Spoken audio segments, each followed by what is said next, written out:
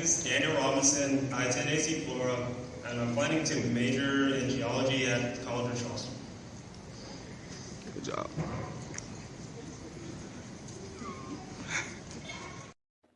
At the break of dawn, in the middle of the Arizona desert, a crowd of strangers meet for one purpose.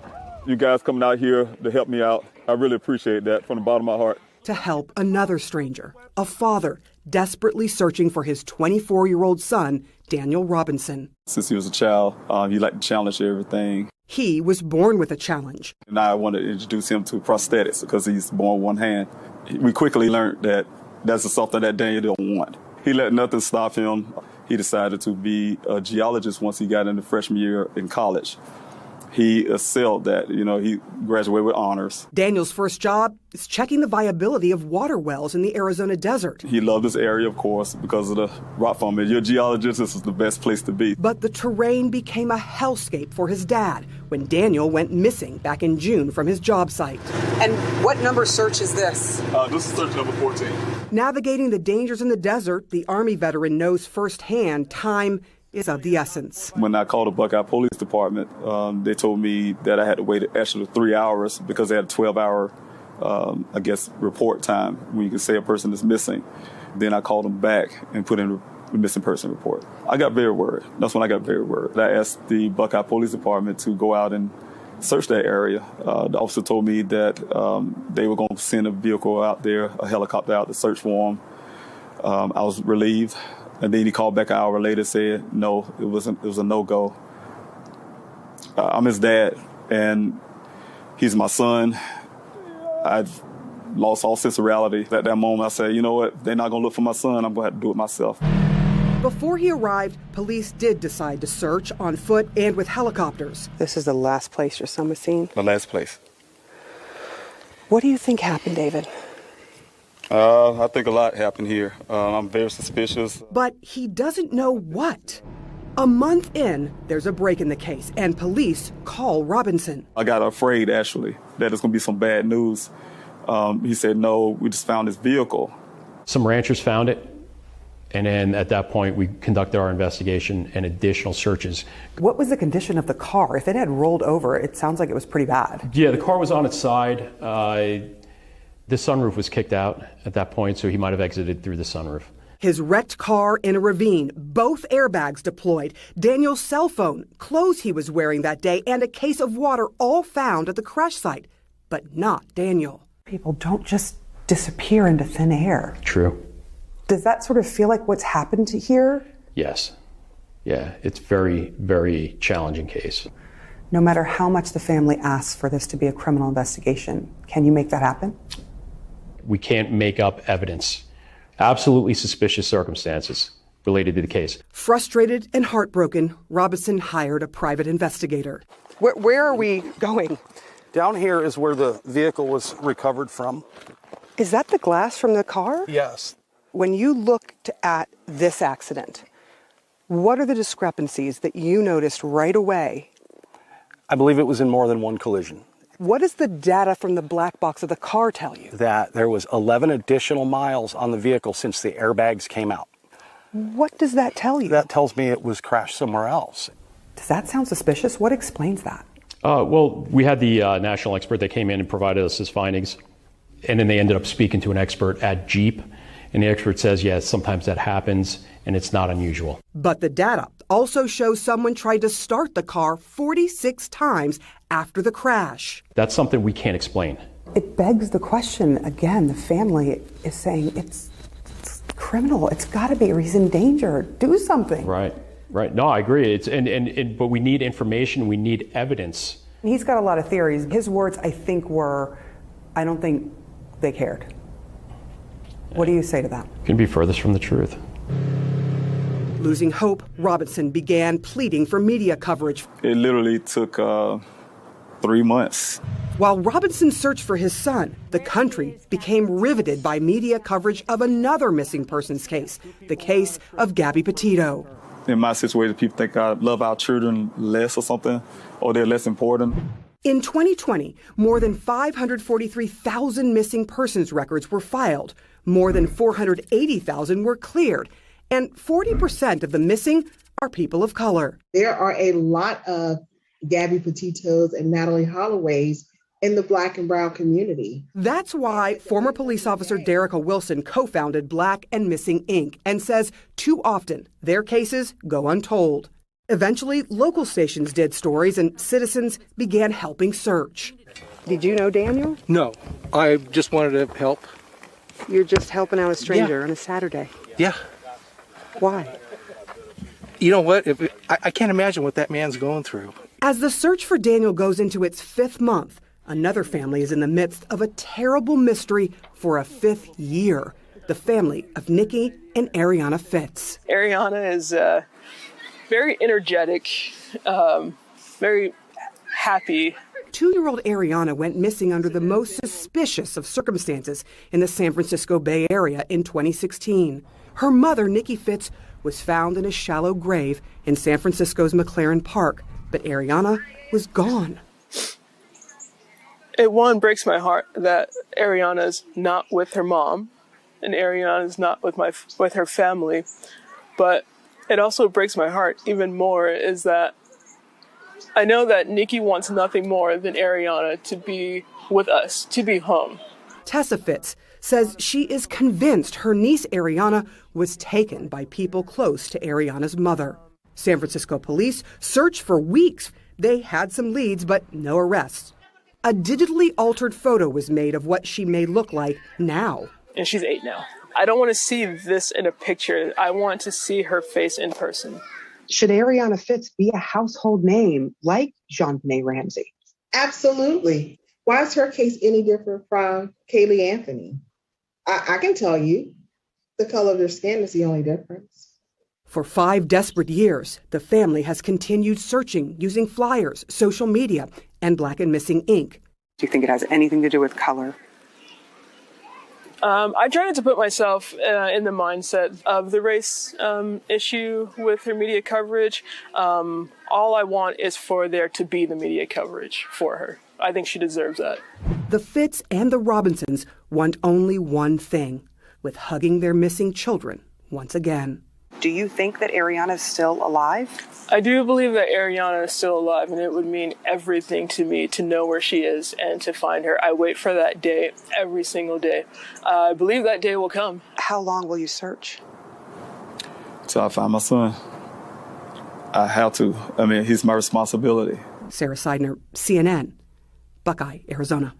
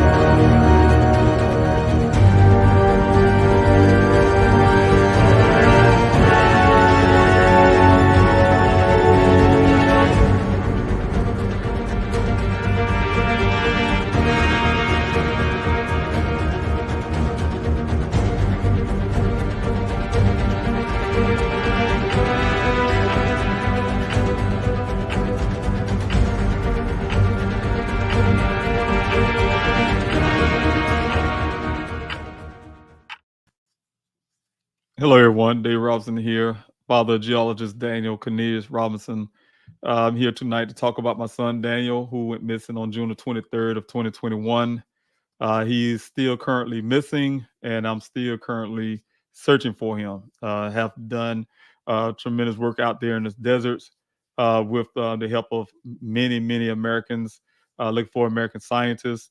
Our efforts not going in vain. Everything we are doing so far is to find and locate Daniel Robinson. I'll tell you a little bit about my son starting off. I will be talking about that. And also I want to also share, some of the efforts that I am doing for my son, and as well as how you all can help, and also how you can help with locating other missing Americans in this case, in this country. I want to talk about the numbers of missing Americans in this country, and like I said, how we can help families when we have missing loved ones. It's one of the most important things that we can do in this country is help one another. It's a crisis that's bigger and long lasting than there was the opioid crisis and some of the other crises that we have in this country that needs to be addressed. But I want to make sure that we're talking about that. So I'll be right back. Thank everybody who joined in to watch this live with me and to join in with me. I want to go in the comment section as well to hear some of your questions that you may have. If you have questions, the first thing I'm going to ask you to do is in the comment section to utilize the capital letter Q, the word question, before you, or a question, big question mark before you ask your question. That way, when I come down the comment section, I will be able to find your questions and answer those accordingly. So again, thank you so much for everyone that's joining in. I'll see you on the other side.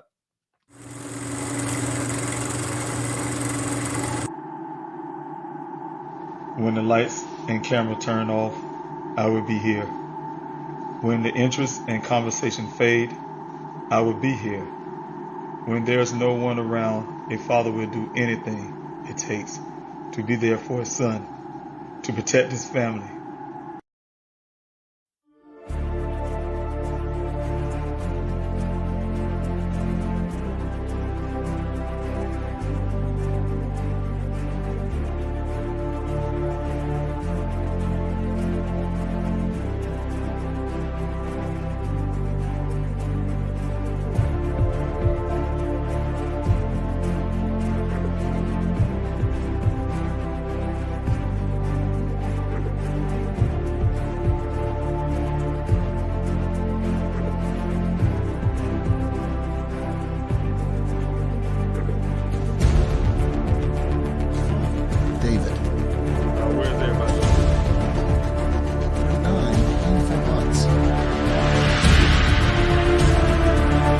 Without these special people behind me, I wouldn't have a search.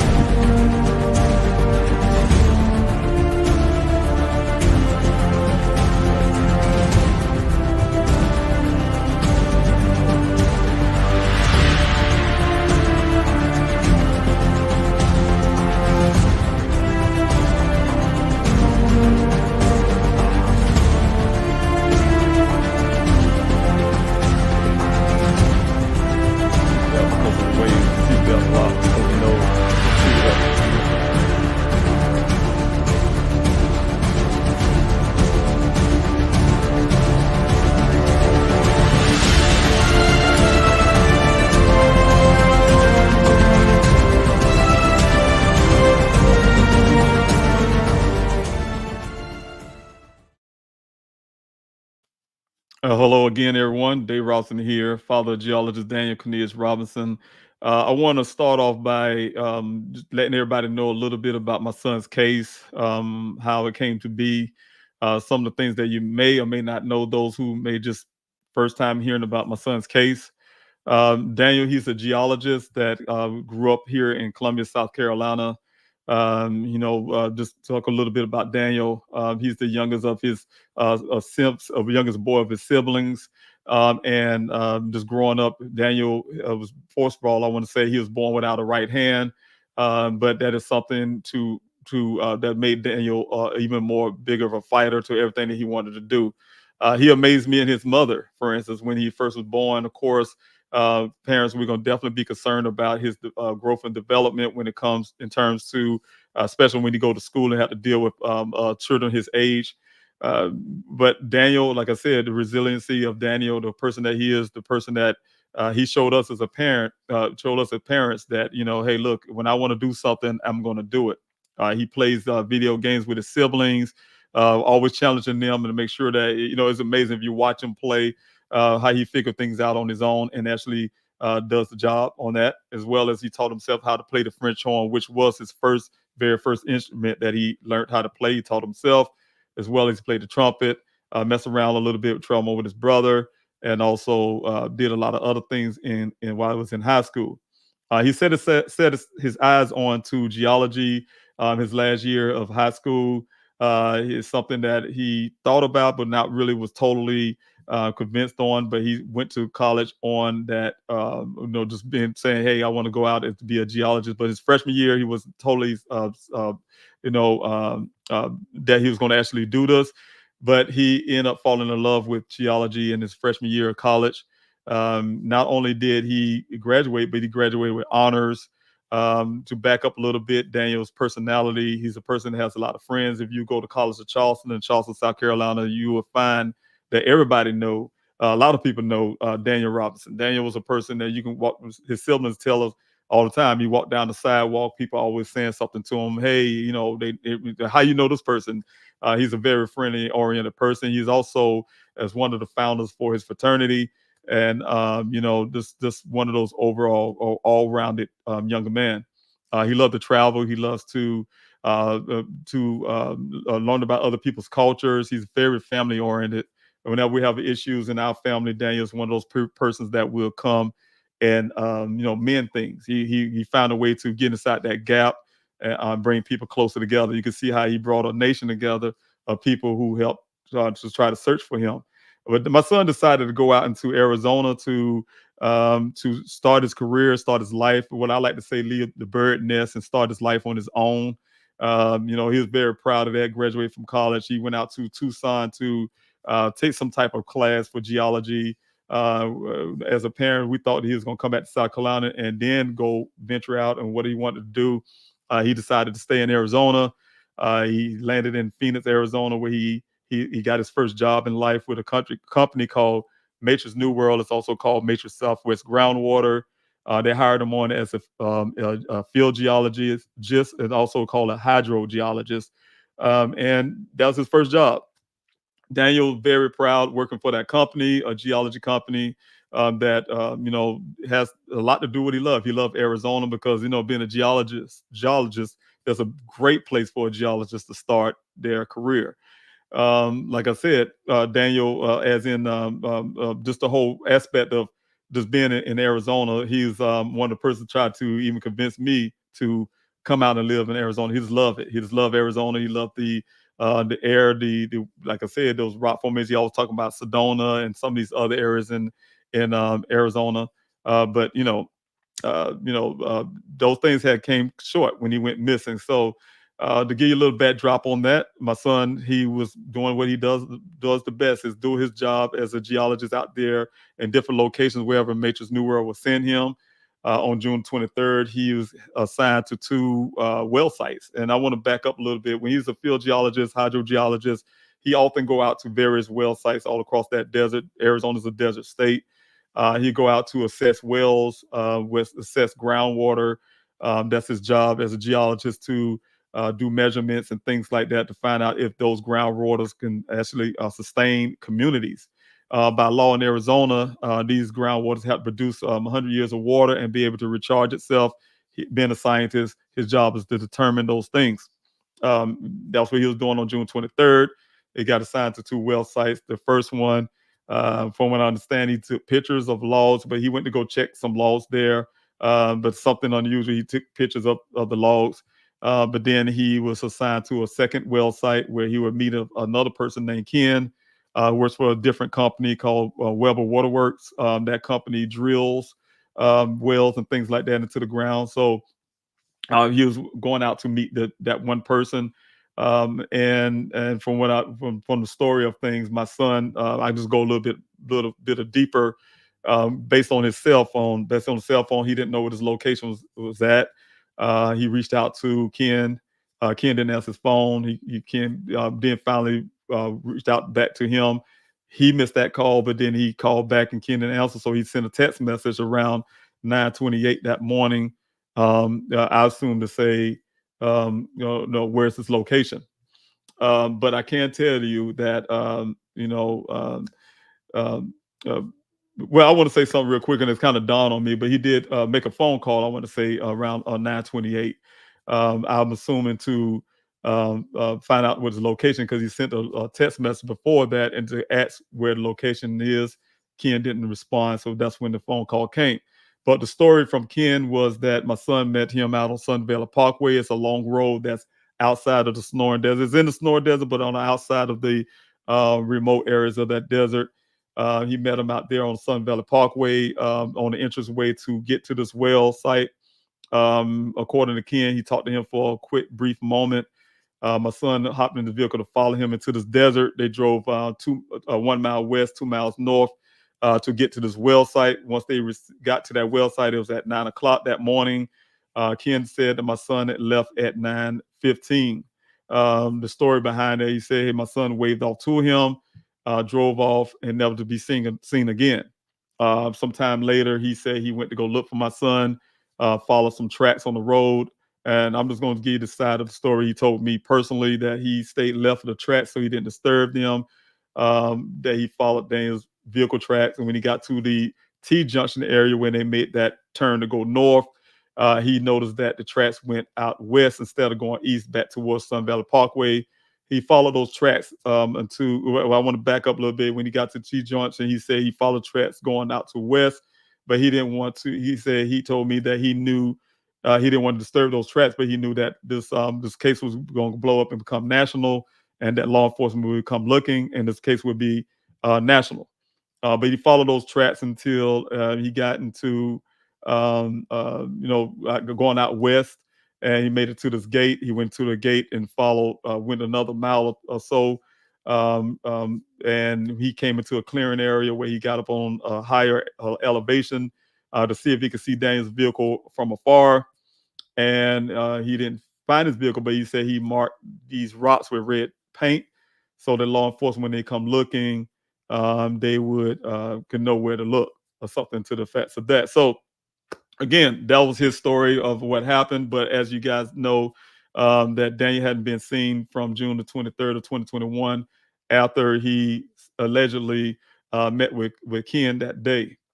He's been missing since. 30 days, almost 30 days later, after he went missing on the 23rd, his vehicle showed up on July the 19th in a ravine about 3 or so miles away from that well site, further into the Sonoran Desert. It was a 20-foot ravine lying on the side. And everything off my son's body, allegedly, the clothing that was there on the scene, allegedly, those clothing was everything that my son was wearing, from his underwear down to his sock, lying in a pile of clothes, 3 feet away from the vehicle. Everything is found on that scene: his wallet, his cell phone, cases of water that he had in his vehicle, some of his personal effects. And so, but Daniel was not there.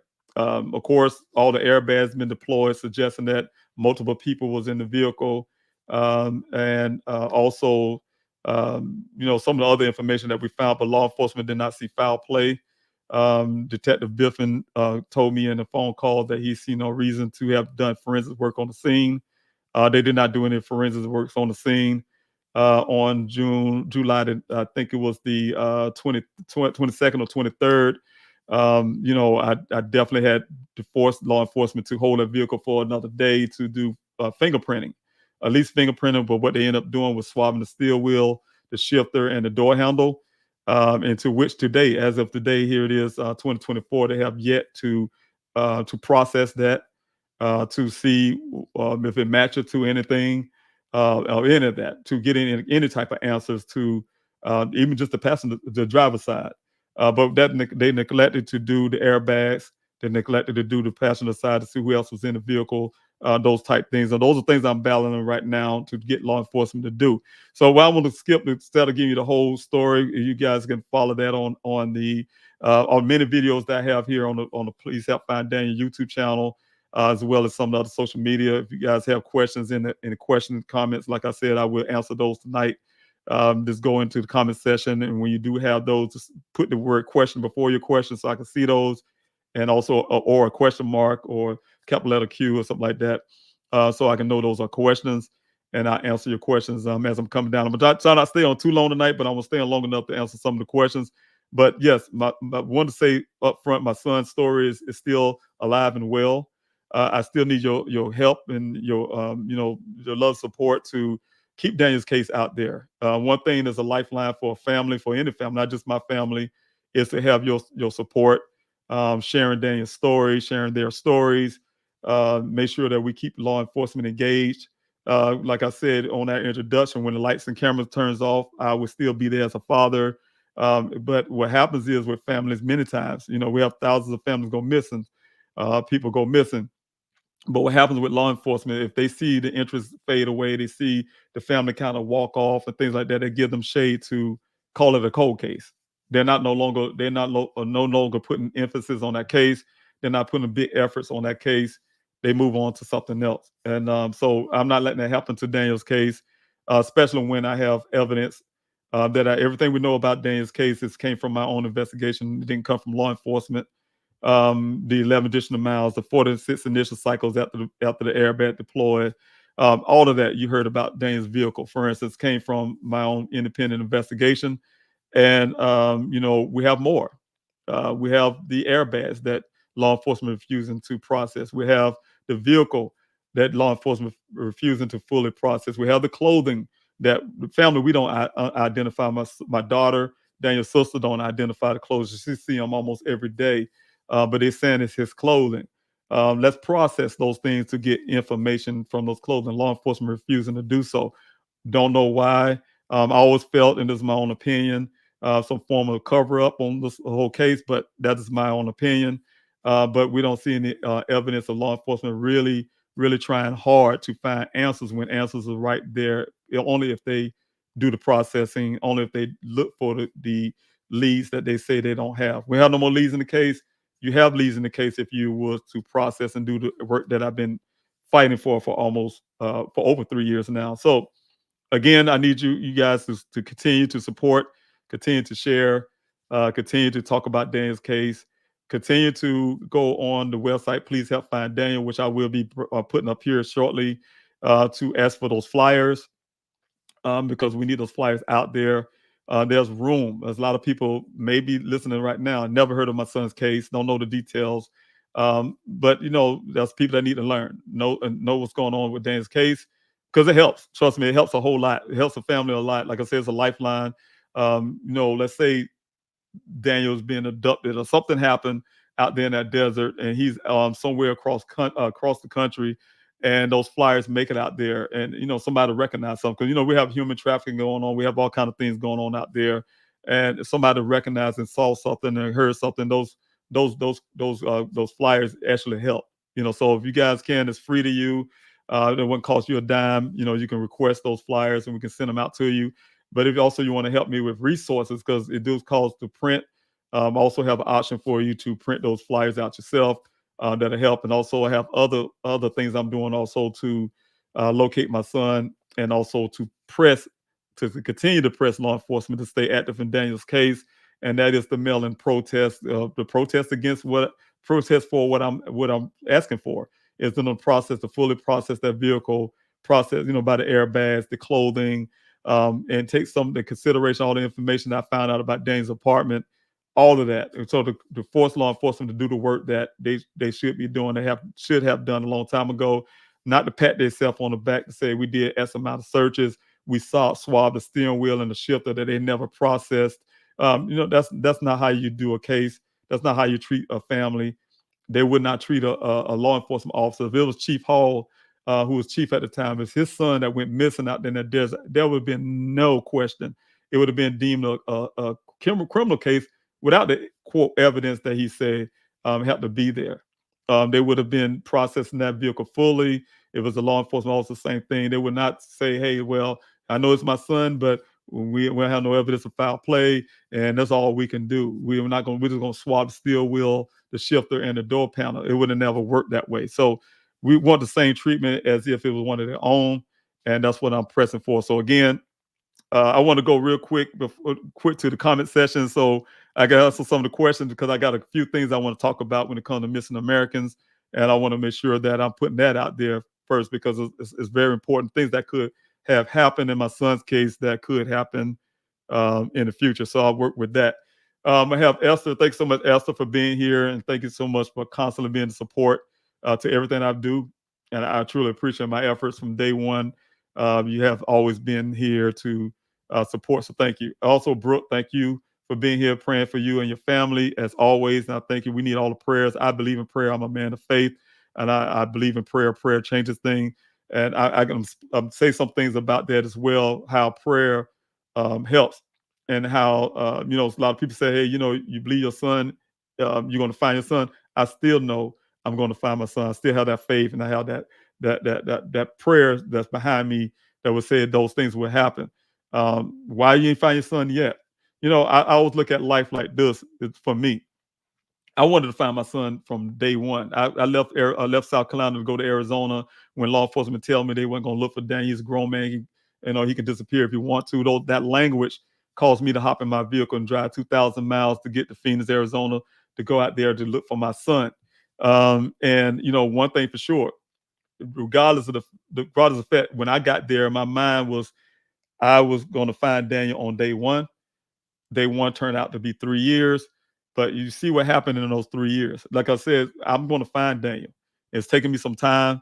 However, great things came out of that situation. Sometimes in tragedy, the prayers, the faith, and everything else, it helps other families. It's not selfish. It's not something just for my family. It's for many other families out there. We found human remains out there. After that 49 weeks of desert searches, 35,000 acres of land, we brought closures for other families out there. Families who were otherwise never known their family member was out there in that desert. So give them a form of closure. Was also able to share other stories out there to bring a light into other families who have missing loved ones of their own. We brought families together from all across the country to talk about their stories. And there's a lot of great things coming out. My run for Congress right now, U.S. Congress came out of this tragedy. And that's going to help millions of Americans as well, especially when I win. So I'm saying a lot of things can come out of tragedy. So the prayers, Brooke, is something that I definitely need. You probably can look at me right now, everybody. I can tell you I am tired. So I had to do this live tonight because I want to make sure that I'm really talking about Daniel, so you all can know my fight for my son is not over. I really need your support and to keep this thing going. So again, thanks so much, Brooke. Thank you, Mary Ellen. Greetings to you, and thanks so much for being here. Lavender, thanks so much for being here. Hello to you. Thank you also, T. Hammond. I really appreciate you for joining in on the Facebook side. So sad. My heart goes out to all the missing families. Thank you, because we all need that. We need the prayers. We need the love. We need support. And one of the biggest things is sharing. I'm telling you, sharing is caring when it comes to missing American case. So we need you to pick one. I say this often. I'm asking everybody to pick a case a day, pick a case a week, whatever you can, to share someone's story. Share a story that would be a lifeline for that family.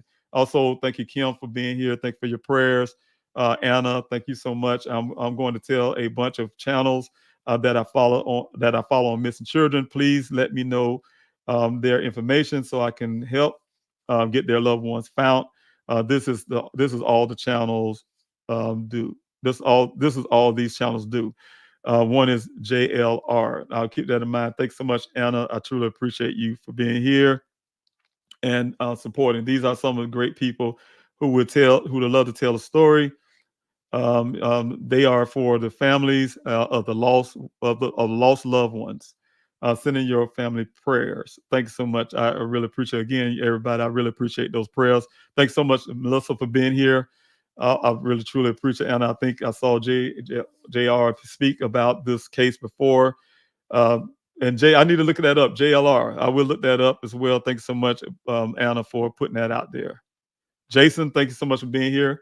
Keep fighting for your son, Mr. Robinson. There's always hope. Jason Watts, private investigator, volunteer searches for missing people. Jason Landry. And that case was very tragic as well. Jason Landry, I remember that case. It sounds so similar to my son's case. And we got to make sure we are bringing all our loved ones home. PM Channel, thank you so much for constantly being here, being a great support and great help to my efforts to find my son. Hello to you as well. And I really appreciate you. Let's see who I got here. Alyssa, thank you again for being here. Do you believe the man named Ken? No, I do not. I never did.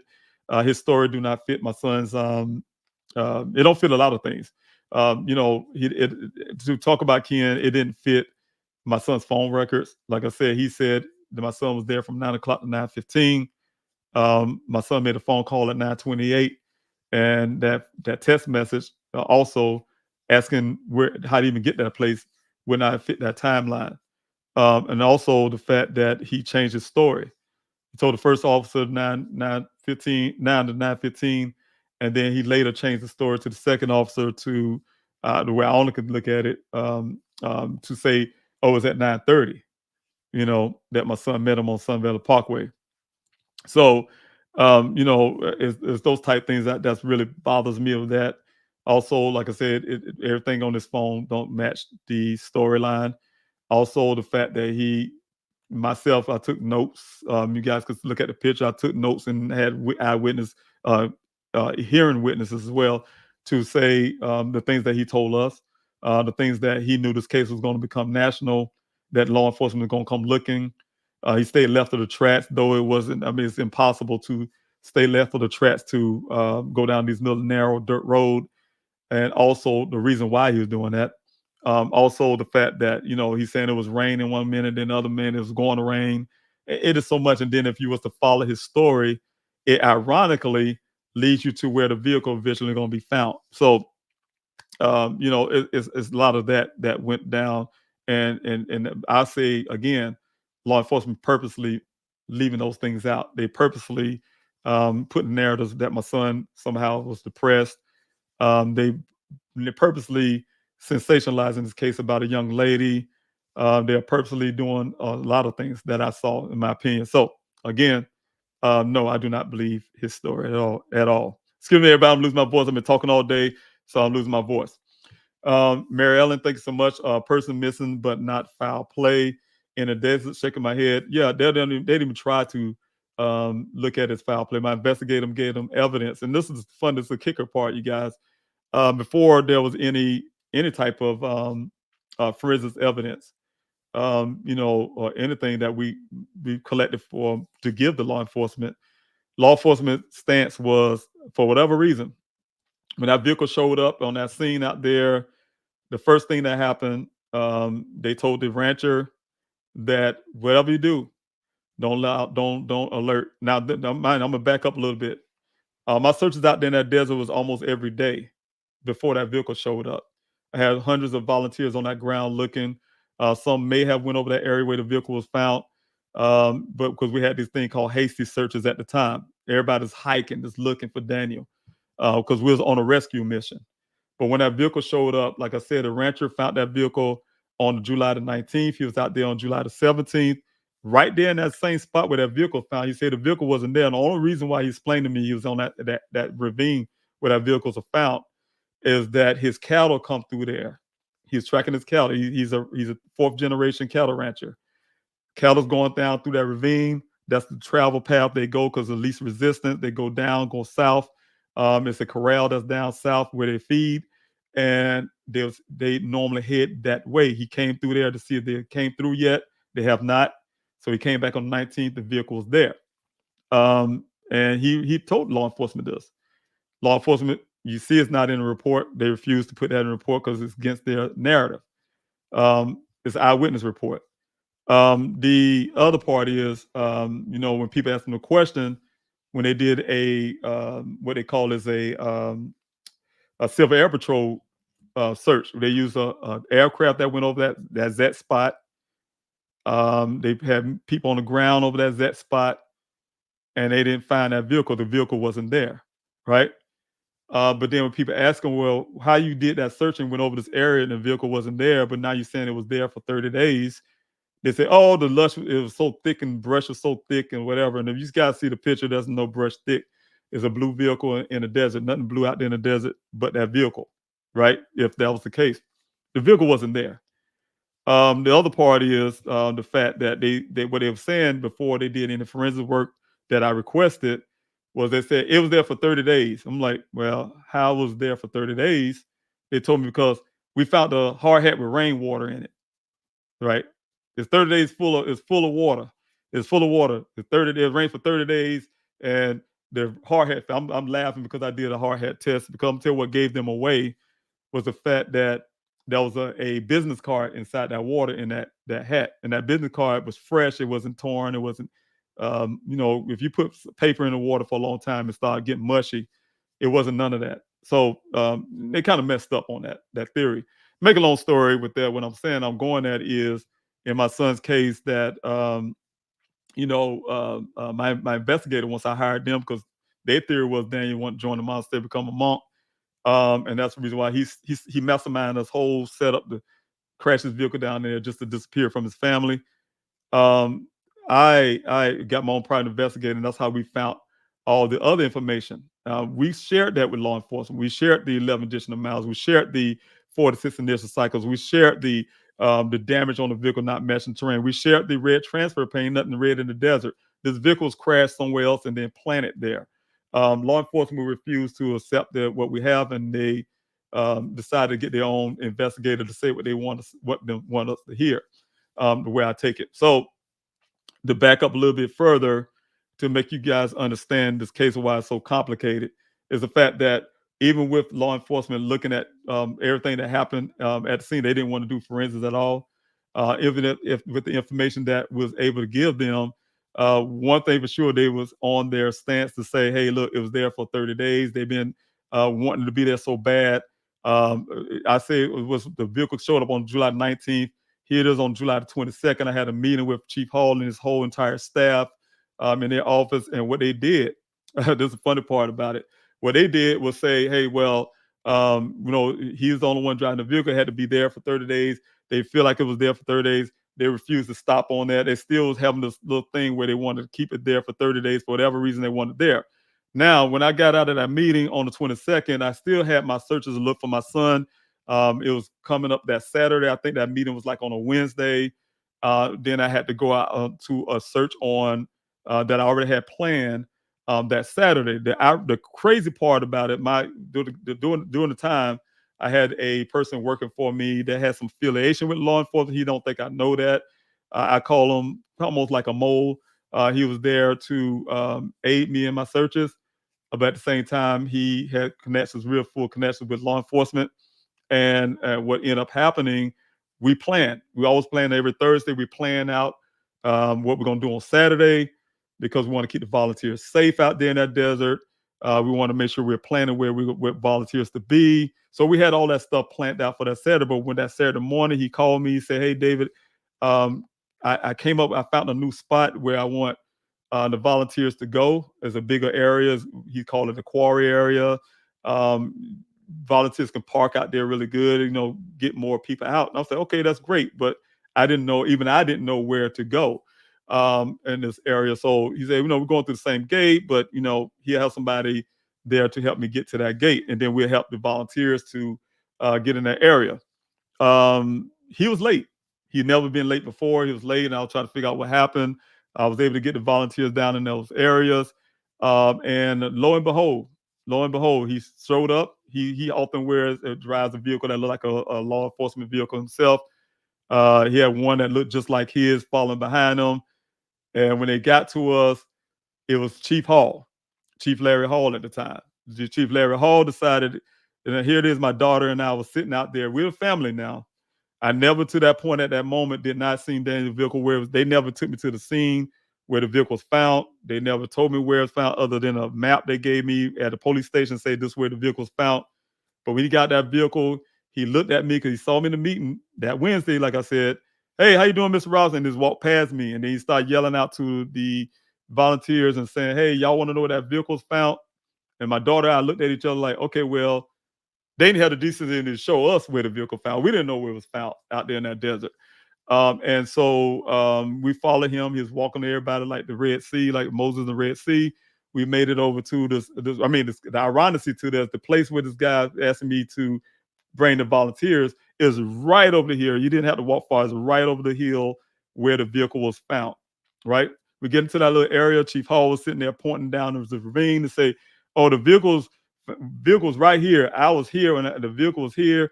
and it was here, blah, blah, blah. And then he started telling us some stories about the cartels and kind of giving, I guess, to me, to give everybody out there and myself and my daughter the impression that maybe the cartels did something to my son. He was telling us how the cartels fly their plane out at night and they land on Sun Valley Parkway and drop their drugs and they fly back over to Mexico, right? And so, giving us the impression that maybe the cartels got our son. So, and what ended up happening, the rancher who found Dane's vehicle, him and his wife was there as well. First time meeting them as well.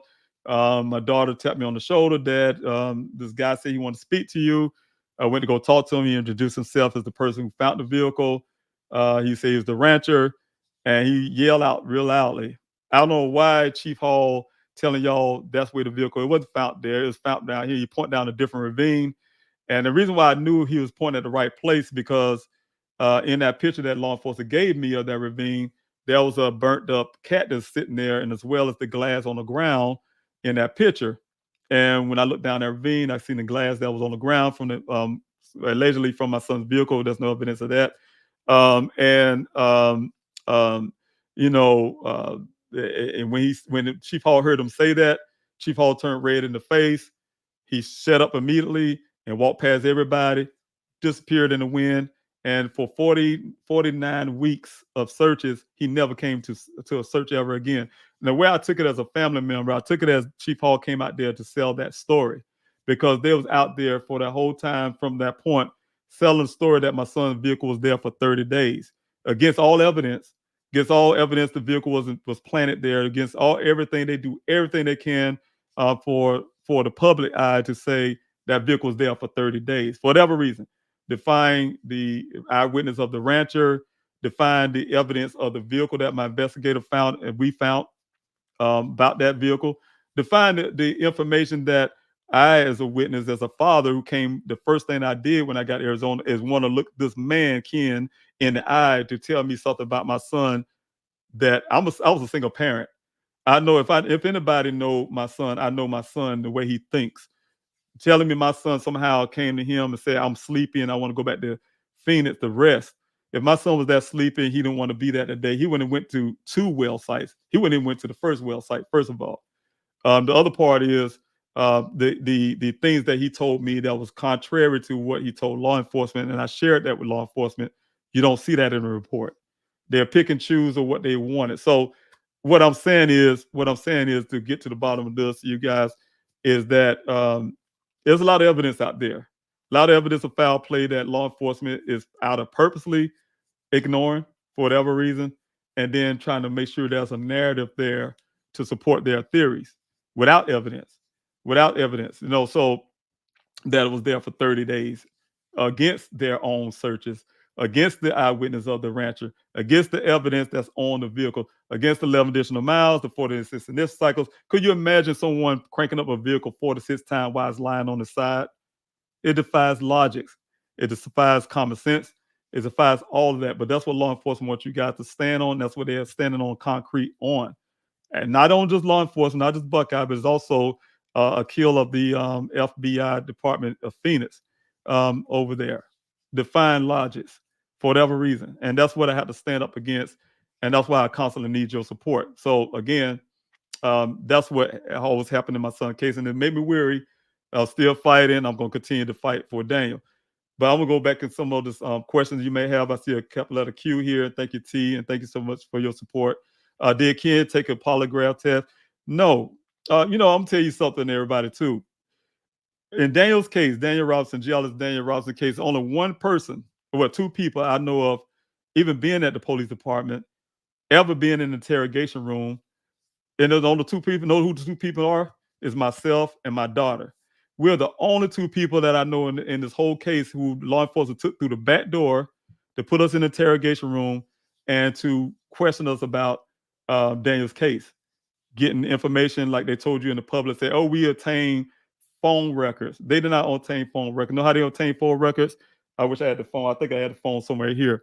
We had to literally sit on the other end of the table and hold the phone up in the air, and they called that looking at the phone with their eyes, obtain the phone records. That's not police work. Bank records. The family gave us bank records. It's same thing over the phone and through the phone, holding the phone up. That type deal. It's lazy work. Lazy work. That's the beginning. So what I'm saying is, no, Ken has not been. No one has ever been. They say we question these people. We just ask them whatever they say. They just took it as the gospel, and that's just the way it is. No question about it. They can. They don't say, well, the father said you said this. Because I reported these things. What Ken told me, staying left of the tracks, and he knew that law enforcement gonna come looking, and this thing's gonna go national, and he painted red rocks with paint, rocks with red paint, and all of those kind of things like that. So all of that stuff is not making it in their report, because if it does, it do not match that 30-day thing. That's the point I'm making.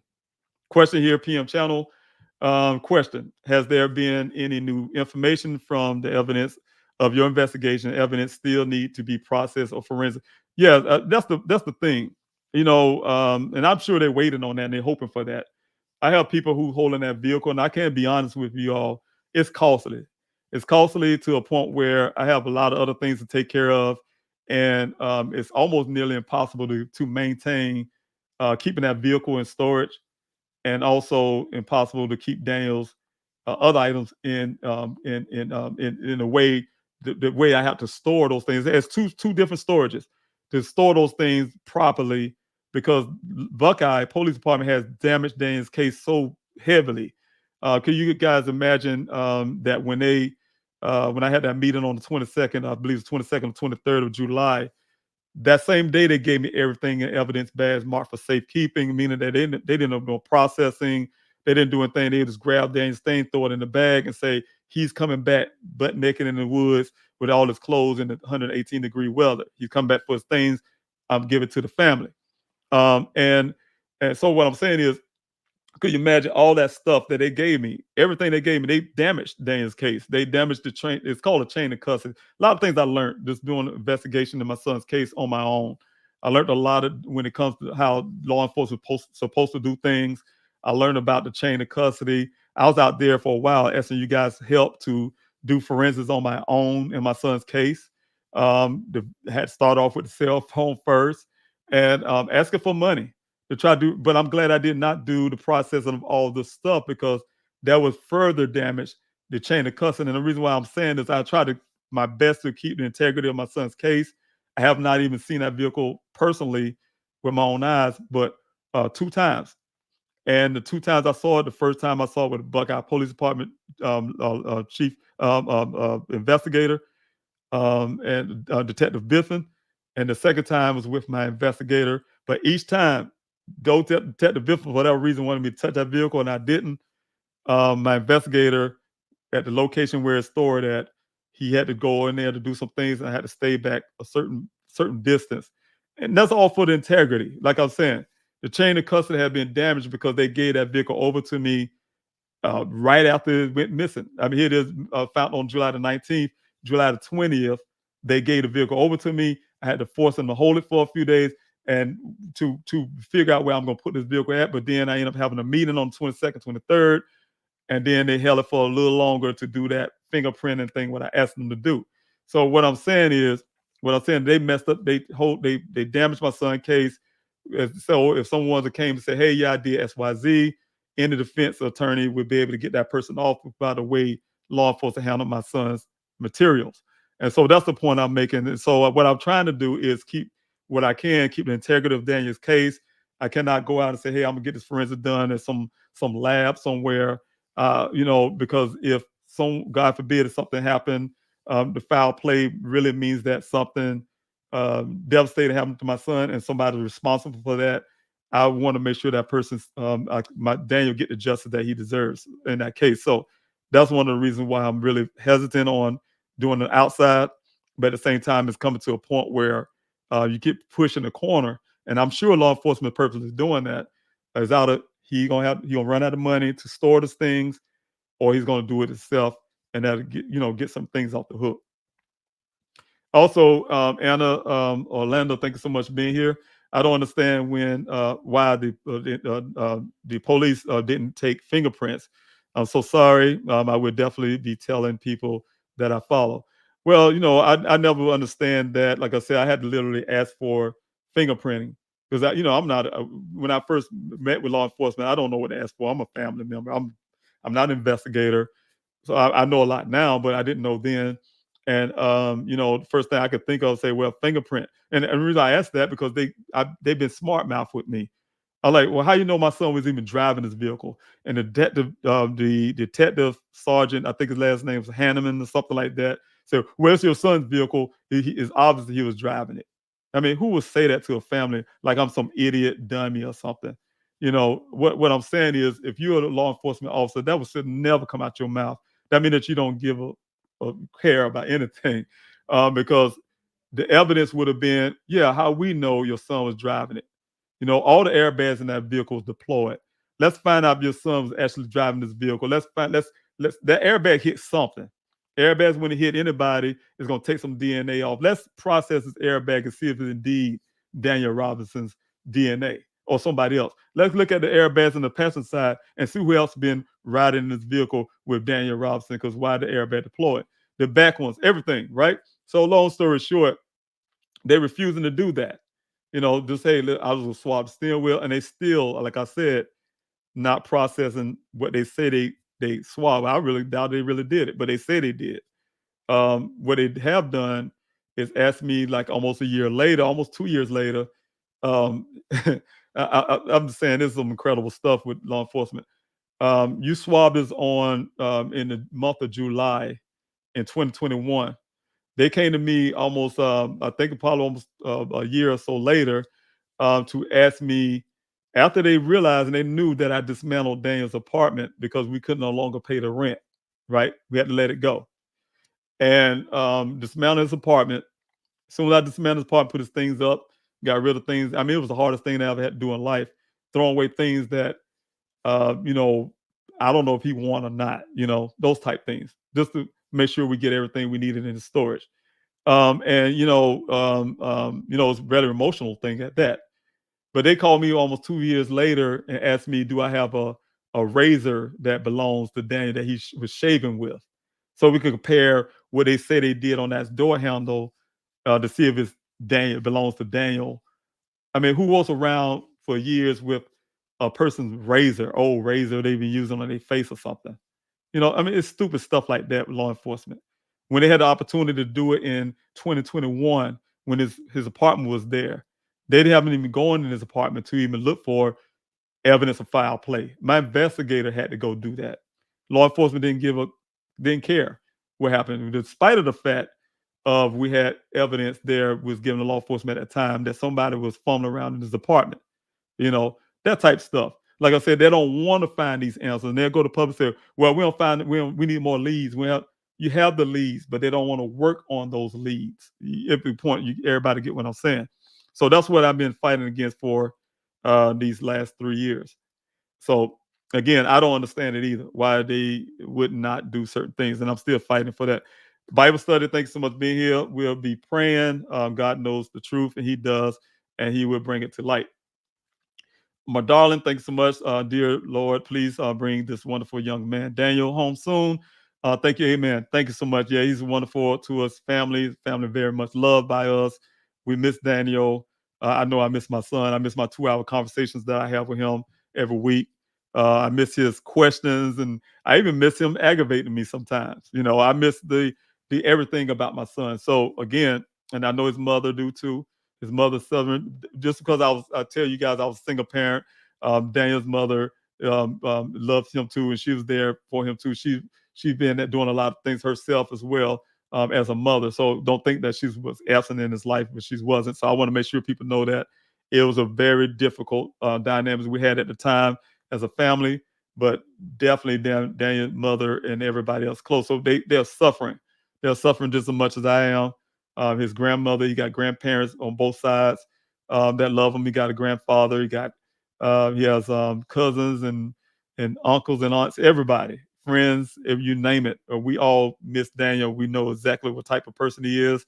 And first of all, to the public, Daniel is an American scientist. He's the person that going out there doing a job that a lot of people wouldn't do. I mean, I'll be honest with you, that would be my choice of a job career, going out and mess with pretty rocks or something. I don't know. I would not be out there doing geology work, but he loved that. That's something he enjoyed. Many times, again, to give you an example about Daniel, he go out and go hiking, and his sister, him and his sister go hiking all the time out there in the desert. I mean, out there in Arizona, in those mountains and things they do. They enjoy that stuff. He goes out to some locations by himself sometimes, and he'll tell me, Dad, he'll send me pictures and call me on live. Me, I'm looking at the camera, talking to each other, and he in places. And I'd be honest with you, I used to get worried about it. Like, what you out here? I mean, he's showing me these beautiful places. There's some beautiful places in Arizona. He's out, but he loved that stuff, that nature. He loved that kind of stuff, and and I miss him doing it. I miss him doing it, enjoying his life. Lorraine, thanks so much for being here. T. Hammond, who is Ken, and how is he related to the case? Ken, he's a person that worked with a company called Weber Waterworks. And Weber Waterworks, they're a drilling company.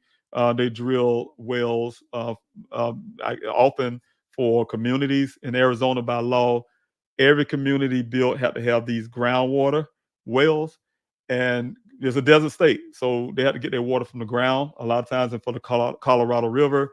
And again, that's the company that actually do the drilling. So that's who he worked for. He don't work for Matrix New World. So when people say Daniel's co-worker, I kind of try to make sure people understand they don't work for the same company. Daniel worked for Matrix New World, also called Matrix Southwest Groundwater. And then also Ken, he worked for a different company called, like I said, Weber Waterworks. Ken is a driller. Daniel's a scientist. He's a geologist. And so, they met. They met that day on the 23rd. It's supposed to be the first time they ever met each other. Mary Ellen, thanks so much for being here as well. Need DNA from the clothes found by the vehicle? Yes, we do. We don't recognize it. Thanks so much, PM Channel, for your question. I can't imagine how difficult it is to live life knowing your son is missing. You have done such an incredible job. How is the rest of the family doing? First of all, the family is doing the best we can. Like I said, it's stressful. It's stressful for a family, of any family who have a missing loved one. I talk to people all the time who have missing loved ones. Very good friends of mine have missing loved ones. Even when family members are found, like the Petito case, Joseph Petito, a great friend of mine, they still have pain when your loved one is even found. You don't want to find your loved one in a bad situation. But also the fact that like a family like myself and a friend of mine like Katrina is her name, we don't have answers. We don't have answers. So every day is very tough. You always want to think positive about your loved one, that they're still here. But then sometimes you have these moments where you wonder if your loved one is gone. So it's those things that it's like having in those moments when you have like birthdays and holidays and that loved one is not there, and part of you a worse scenario coming to your mind, and then there's another positive scenario coming to your mind that the hope is there. So you go through those wish-a-watch. It's hard. It's very hard. So I say the family doing the best they can, as in for an incredible job. Thanks so much for what you're saying. I think any father and mother family would do what I'm doing, trying to make sure we find our loved one. And yes, it's very difficult. So again, I'm gonna keep saying it over and over again to everybody: share a story, because it's a lifeline. That's when you share a story, you might share it to the right person who have an answer and can help that family find their loved one. Matthew Varos, thanks so much for being here. Bro tracking on the phone. Like the ones that was done with the Trump shooter. They was able to see who was near his phone. Yeah, I say it like this, and that's another problem I have. And that's another reason why I'm running for U.S. Congress, everybody. Things are somehow magically available and can happen depending on who you are, what your status is, and things like that. You can have companies that say, hey, this data don't exist. We don't have a retention. That's what T-Mobile Sprint would say. That's what some of these other telecommunications would say. You can't have a cell phone ping like law enforcement would say without a warrant. right? And these companies would say as well, especially when it's a certain circumstances, they'll say, well, we can give this information if it's a child or if it's a person going through, how the word to say that, some circumstances where their life is at risk. And, even in my son's case, what's not at risk when you say a person went out in the West in the desert and got lost, if they want to say that. His life was in danger in 118-degree weather, going out west in the Sonoran Desert he never been into before in his life. You get lost out there, get in a wash, you got the water coming in real fast on these rivers, these dry beds and stuff like that. I mean, there's all kind of wild animals out there. I mean, there's everything, right, that you have to face. But the point, as I'm saying, is, they find information on who they want to. But again, it goes back to what I'm saying. In my son's case, had that been law enforcement vehicle found lying on the side like Daniel's vehicle, almost 30 days after that law enforcement also went out in that desert and went missing, his uniform and everything, his underwear, his gun, his everything lying in a pile, 3 feet away from that police cruiser. I mean, there's no question in the world. Nobody can ever tell me the scenario would have went the same way it is going with my son's case. Nobody can tell me that because it's not true. I almost can guarantee you if it's Chief Hall's son or any one of those officers that went missing the manner my son went missing, we probably would have had the Richland County Sheriff's Officer here in South Carolina sending out an officer to help go find that, send out there to Arizona to go find that officer who went missing out in the sun, and they'll call them all heroes, going out there to look for this one man, that went missing. So what I'm saying is we need the same treatment for everybody. You don't have to have a status, like you said, for what happened with Trump shooter, finding the information you really want to find.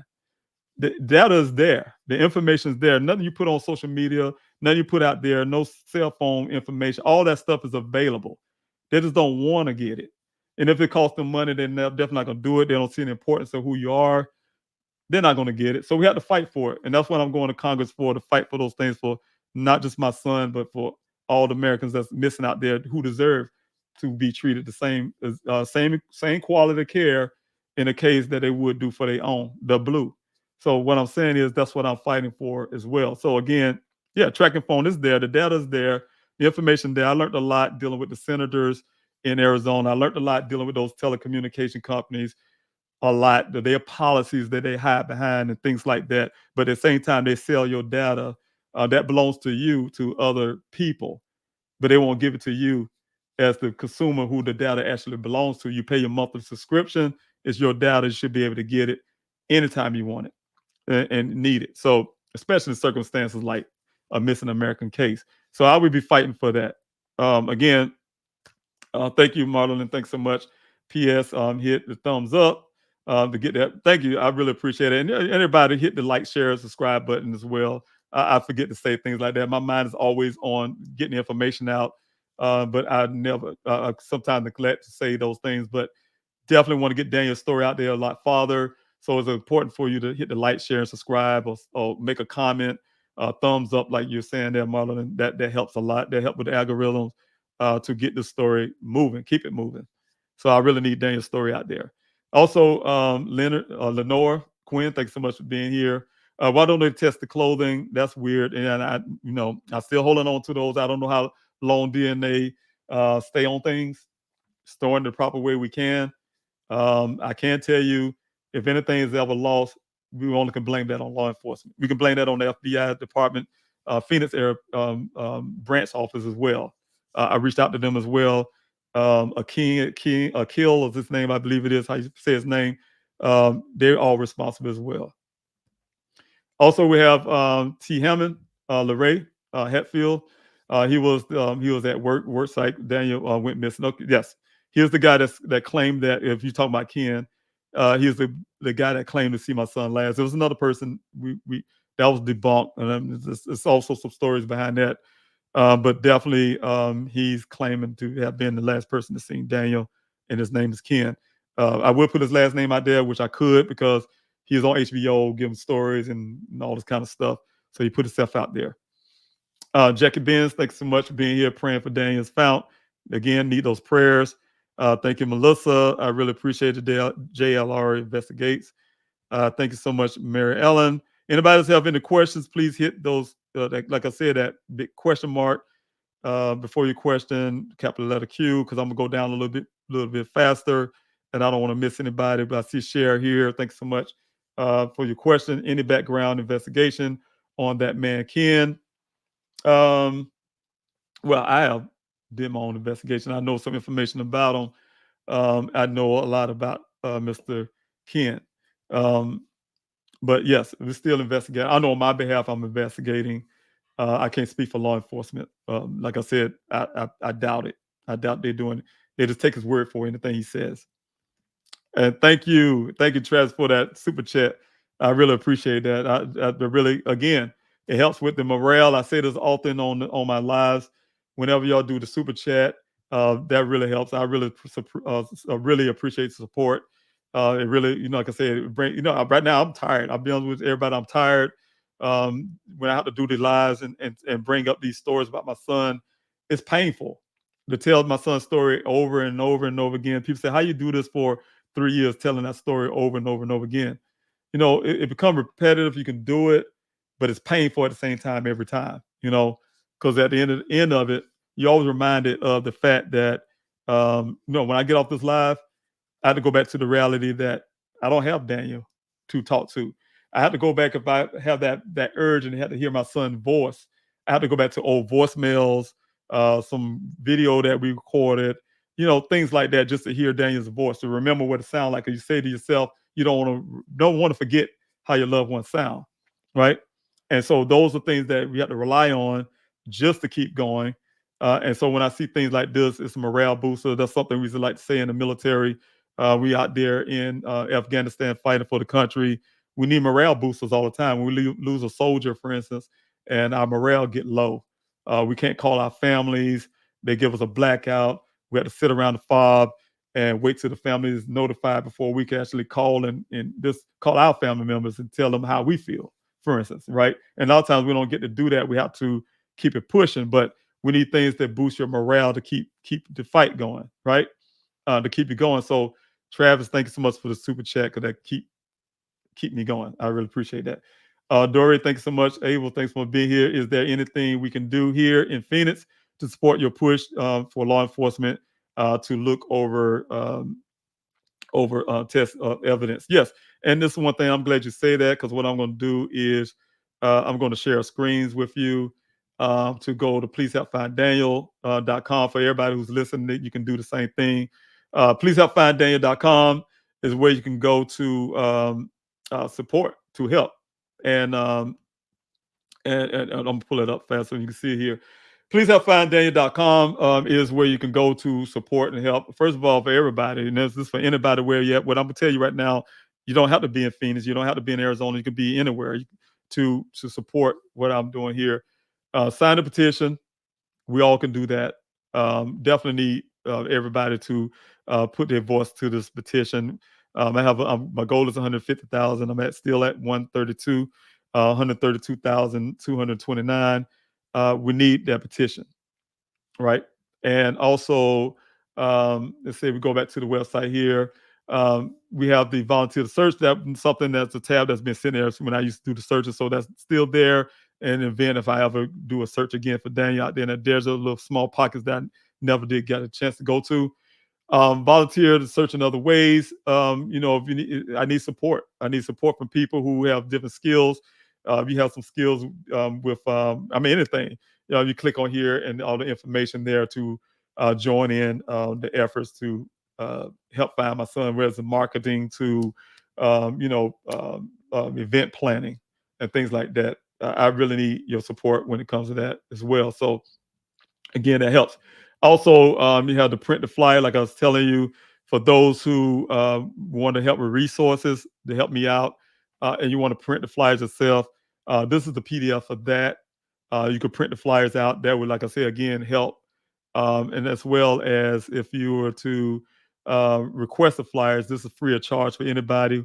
No matter where you're at, you can send these flyers out. reach those persons. I really need everybody in Phoenix, Arizona, to Buckeye, wherever, across the country, in Florida, Little Whiskey, Georgia, Catskill, New York, wherever, to get these flyers out, because I have had help from people from all across the country. So this flyer, just request these flyers, and we can send these flyers out to you. Like I said, request the flyers are free to you. It won't cost you a dime. If you want to help us out, you can print them out yourself, but it wouldn't cost you a dime to request those. We'll send them out to you. Also, coming down the front of the page, come back to the main screen. And what I'm saying for that question you asked, Dory, there in Phoenix. And then again, this is not just for Phoenix, not just for any place in Arizona. It's also for those any state in this country. Definitely help with the mail-in protests. That will keep law enforcement on their toes. Keep them engaged in Daniel's case. That's what it says. Please download this PDF. The mail-in protest is something I created to. These are picket signs. This is what I would plan to use when I come to Arizona and we have a physical protest. I'm gonna map these as picket signs. We holding these in those locations, but you can send these in letter forms. There's 5 of them. You print them out, and send them out into law enforcement. To these locations here, you see the addresses right here on the right under there. You send it to the Buckeye Police Department. You send it to Maricopa County Sheriff's Office. The Buckeye Police Department would be Chief Sanders. That's the address there. The Maricopa County Sheriff's Office is just Sheriff Russ Skinner. And I'm gonna tell you something for those who are in Arizona, and I want to make sure everybody's aware of this. I hope Sheriff Skinner is actually watching this, because a lot of times I heard that they do follow my lives, and they have been doing that for years. I noticed there are some things that Buckeye and law enforcement have done for Daniel Case, been based on what I say here on these lies. When they start hearing me talk about certain things to cover their own behind, they'll go and cover something, right? So that's one way I was able to get them to do some work as well, is these lies. But what I'm saying is, Sheriff Russ Skinner, he's an elected official, and I can tell you that the Maricopa County Sheriff's Department is not, they're neglecting their duties. And you all should take that in mind when you're going out to vote for him as sheriff. He's neglected his duty. He so much didn't even call me. He didn't give him the courtesy to even call me when I sent him letters. He sent me a generic response to the effects that this case belonged to the Buckeye Police Department. They put their hands in their pocket, and the fact that neglecting their duty as a sheriff department. Anybody, I don't know what state you're in, but most states, the sheriff department supersedes a city cop. The Buckeye Police Department, for instance, the Buckeye Police Department, Buckeye, Arizona, is in Maricopa County, right? And the county sheriffs supersede, and then you got the state police that supersedes everybody.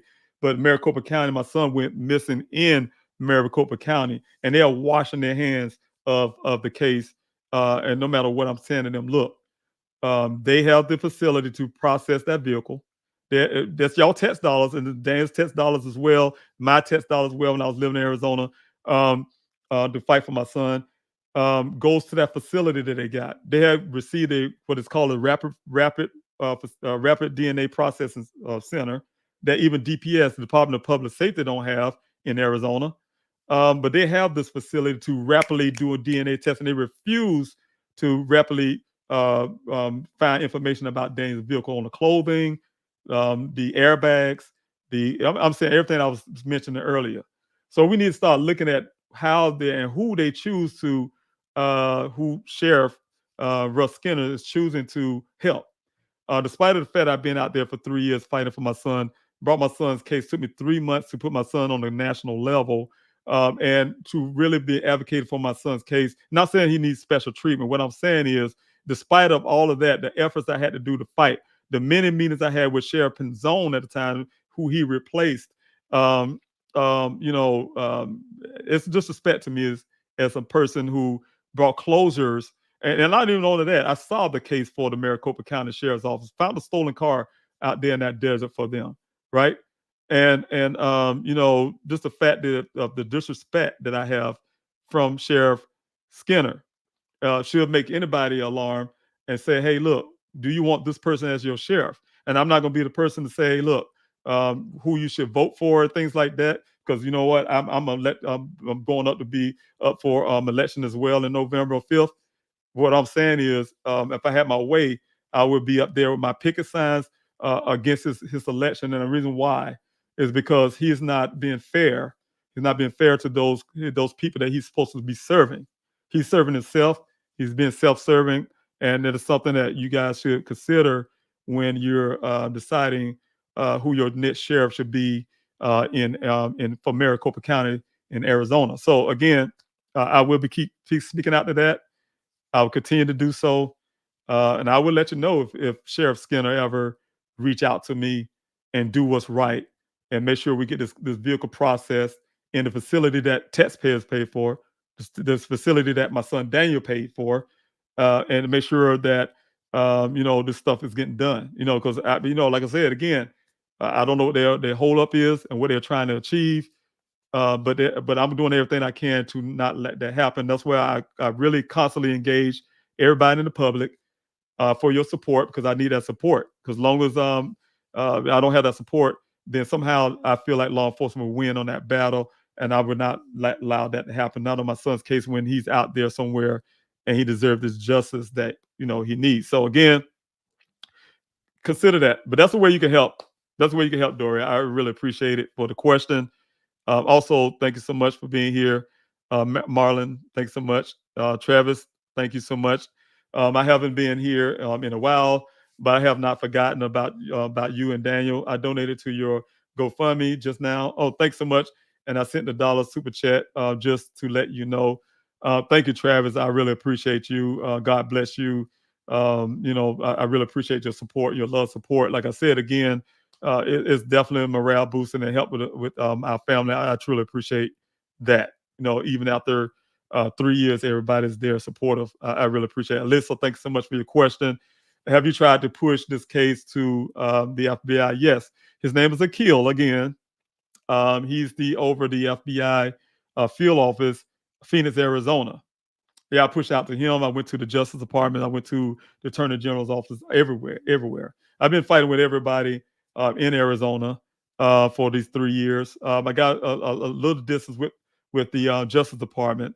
So I think some of the movement I actually seen came from after I had lunch with the attorney with the Justice Department. I seen a little movement with some of that stuff, but when it came to the FBI, Mr. Akil, they act like glorified cops. Like I said, again, what I was saying, their movements have been, and he happened to this date, even himself, have to date to even address me. They didn't even speak to me. He hide behind the shadows and do his work behind the shadows. And I'm talking to the FBI director there, hide behind the shadows, haven't ever had the decency to come out to even address me as a father who's been out there working. He's talking to me through the non-action that he want to do when it comes to my son, and hide behind. I have to be invited into this case. I have to, that kind of language, that kind of thing. Oh, I talked to Buckeye Police Department here on one side of the story, and not understanding that everything we know about my son's case did not come from the Buckeye Police Department. It came from my investigation. Everything in Buckeye have claimed came from my own investigation. They have not produced anything but a search. So I want people to understand that. And I'm telling you, it's a poor search. Poor search. What I want to say, and I am criticizing law enforcement search for my son. And I'm telling you the reasons why. First of all, they used Silver Air Patrol, and they went over the area where this vehicle was initially going to be found. They went there before it was planted there. Came up empty-handed. Matter of fact, they put the map out where they searched, and people saw in real time. They searched that very spot where that vehicle, but they said the vehicle ain't there. They ain't found no vehicle. His vehicle ain't been found, and that's why people ask the question. Well, after the vehicle was there, they're like, "Well, y'all searched there. How y'all missed it?" They said, "Oh, the lush it was so brushed, we just must have missed it." No, they did. The other part is with the search they have when that vehicle was found out there, and they told that rancher, whatever you do, don't tell law enforcement. Don't tell the family, and don't alert the media that this vehicle found. Though the media was putting it out there at the time, the local media, and I was pushing really hard for coverage with the local media, and they just started sharing Daniel's story locally. they didn't want nobody to know about the vehicles out there. Whatever they're doing out there desert that whole day, they claim they're searching for Daniel with all these cadaver dogs. When the rancher, he said he'd been out there, they only had one dog, and that one dog came out at 10 o'clock at night. They was out there for 30 minutes, and they pulled the dog back and took him away because they said mountain lion was stalking them. He said they didn't have. I mean, he told me it was only a handful of officers out there. And I'm telling you the crazy part about it, stuff they sent me, the pictures they sent me from the drone. He said there wasn't no helicopter out there. They said they did a helicopter search. No helicopters out there. He said he told me they did drones, and everything they sent me backs up his story because they sent me drone footage. I'm making a long story short. Well, I'm saying that the second search, the search they did out there after the vehicle showed up, they claimed they had all these cadaver dogs from the Maricopa County Sheriff's Office, these search dogs and all that kind of stuff. And they told me they ain't found nothing, no footprints coming from the scene, nothing tracked Daniel, nothing out there in the desert, right? Then we went out there to search that same area. We found a human skull out there a few hundred feet from where they claim they searched with these cadaver dogs, these trained dogs they got now. We used our own dogs and found and our dogs that I brought into my searches pinged on a tree that they only go after human, I hate to put that out here, but they're going to, human smells after a person is deceased. 2 separate dogs I had sent out there for my searches, peeing on the same tree in that location. Make a long story, we found other human remains out there. They haven't, law enforcement, since they've been out there searching for Dan, haven't found their own face out there. Not a construction cone, anything. But we've been finding it. We found, like I said again, found a stolen vehicle, found other human remains, bring closer to other families. They knocked that down to 1 or 2 human remains, which it was 7. But we can argue that to our face turn blue. But that's what law enforcement did to try to bring down that crime statistics. But what I'm saying is they haven't produced anything. They haven't produced 11 additional miles on the vehicle. They never produced the red transfer paint. They never produced the 4 to 6 initial cycles after. They never, there's all of that. Nothing came from law enforcement, but only thing they came from law enforcement is saying the vehicle's there for 30 days. That's what they've been going out there. That's what they whole agenda is. Outside of that, they don't want to hear nothing else. They don't want to hear about eyewitnessing somebody running out of. There's another thing you guys don't know in the public. I'm putting it out now. A vehicle fleeing from Daniel's apartment complex with 4 white guys in it that looked just like his vehicle before, right after he went missing, before the vehicle showed out on that desert out there. I didn't know it at the time. I wish we got a license plate number, but flew out of his apartment complex. They're not putting in the information about his apartment.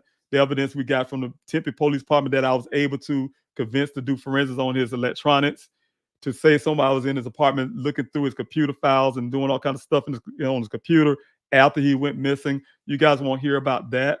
So because it don't match what the narrative is about this 30 days is what I'm going at. So yes, I tried to push this to the FBI. I tried to push out even the fact with the FBI that I have gotten death threats, to the fact that I had to walk around like a cowboy in Arizona. It's open carry state. I had to walk around like a cowboy every day of my life while I was out there because I had death threats just for being out there in the desert searching for my son. And so what I'm saying is, and the FBI told me, oh, well, we're making a report of it, but it's the Buckeye Police Department. They have to, since your son went missing, you have to go through them and we come look into who's trying to kill you, basically, right? And I did that, and the Buckeye Police Department to this date haven't went to the FBI to get them involved to find out who was giving me death threats. So I'm saying to me, it was a hard work for me to be out there for 3 years fighting for my son, and people don't know half of what's been going on in the background that I had to deal with every day just to be out there in that desert. I knew I had enemies among me when I was out there in that desert for 49 weeks and covering those land. I had to even deal with someone on my team that was doing some things that I had to deal with that people don't know half of the story that was going on when you have to look for your loved one out there in that desert or any place. I'm sure other families probably had to go the same thing. But I went through a lot to try to find Daniel, look for my son. So long story short, the FBI was very unhelpful. They went to the Buckeye Police Department. when I asked for the FBI to come in with the Buckeye Police Department at the beginning, I had my attorney to request that for me. Chief Hall at the time said, yes, he's going to call the FBI in to do a case review of Daniel's case. And she sent an immediate response to that and said, well, Mr. Robinson need to be a part. I can be a part if you don't want me to be a part, but Mr. Robinson need to be a part of that. They did not respond to that request. They did it behind my back, called the FBI. Like I'm telling you guys, it sounds really fishy to me. The FBI came behind my back, and then they called me a few days after that and said, oh, yeah, we had this case review with the FBI. And the FBI, and this is exactly what he told me on the phone. I have a recorded call. The FBI said, you, Mr. Robinson, are doing such a great job on your own. We don't have to come in. I'm out there in the desert doing a better job than the FBI. That's basically what I heard, right? So that was really hurtful to my family because I was out in the public telling the public that the FBI is getting my son's case. They're going to look at my son's case and find out what happened. It didn't happen. They did it a second time. Buckeye Police have done such a great job, we ain't even going to look at it. You know, that type thing. And so, like I was saying again, it's the FBI office in Phoenix, Arizona. That's a problem. And so, yes, I don't have any faith in that department either. So, yes, it never happened. Then we have the DC to even sit. Oh, yeah, and I want to back up real quick. And another thing for you, Alyssa, when it came to the FBI, is the fact when myself and Larnell Farmer is his name, went into the FBI to find out who the agent was that did this case review with the Buckeye Police Department, and asked him we wanted to find out as a father, find out how he came up with I'm doing such a great job on my own. Just question him about that. And I promise you, we called them, they knew it was coming. And we got there, we came out the parking lot. They have a guard shack that you have to check in first before they let you inside the FBI building. They never let us in the building. They treated us like we was a criminal. They had us in there in this little guard shack. That agent came with 2 armed guards with him, and when I literally said, and I opened my mouth to say, "How you doing, sir? My name is," and before I could get my name out, he said, "I know you." Started yelling me down. I'm like, okay, what's going on here? I'm about to get arrested just for, what's going to happen? I didn't know what happened. I don't know if I was going to get shot, arrested, or what's going to happen. But that's the treatment I got. Got yelled at, didn't get no answers, nothing. Walk out of a guard shed. They ain't had the decency to let me in the building, the FBI building. And that's the treatment I got from the FBI field office in Phoenix, Arizona. So the thing is, the FBI is not helping in Daniel's case as well. All right, just unprofessional, Mary. Yes, it is. Also, and I'm going to say this up again. I'm not anti-police at any straight. And I'm going to say this to people all the time. I say this in my whole efforts to find my son for these 3 years. I'm not anti-police. We need law enforcement, and there's a lot of officers doing a great job out there and doing the right work. But at the same time, I would not allow, especially in my son's case or any other case, for law enforcement to do half work, treat people like they feel like they can treat people, and get paid for free. It is not going to happen, not in my watch. So, especially in my son's case, I would not. So I'm not, and I'm saying, when I say these things about my experiences, those are real experiences with law enforcement. These are things that actually happened, and the things that was said to me, and the things that was done. And what I'm saying is, it's experience in life to say, look, this is real. This is exactly what happens when you out there trying to fight for your loved one, and you have to deal with certain officers and things like that. Not bashing law enforcement, because we need them, and we're saying that some are doing great jobs, but it so happened the Buckeye Police Department is not one of them, and it so happened that the FBI field office and also Maricopa County in Arizona is not doing what they could, right?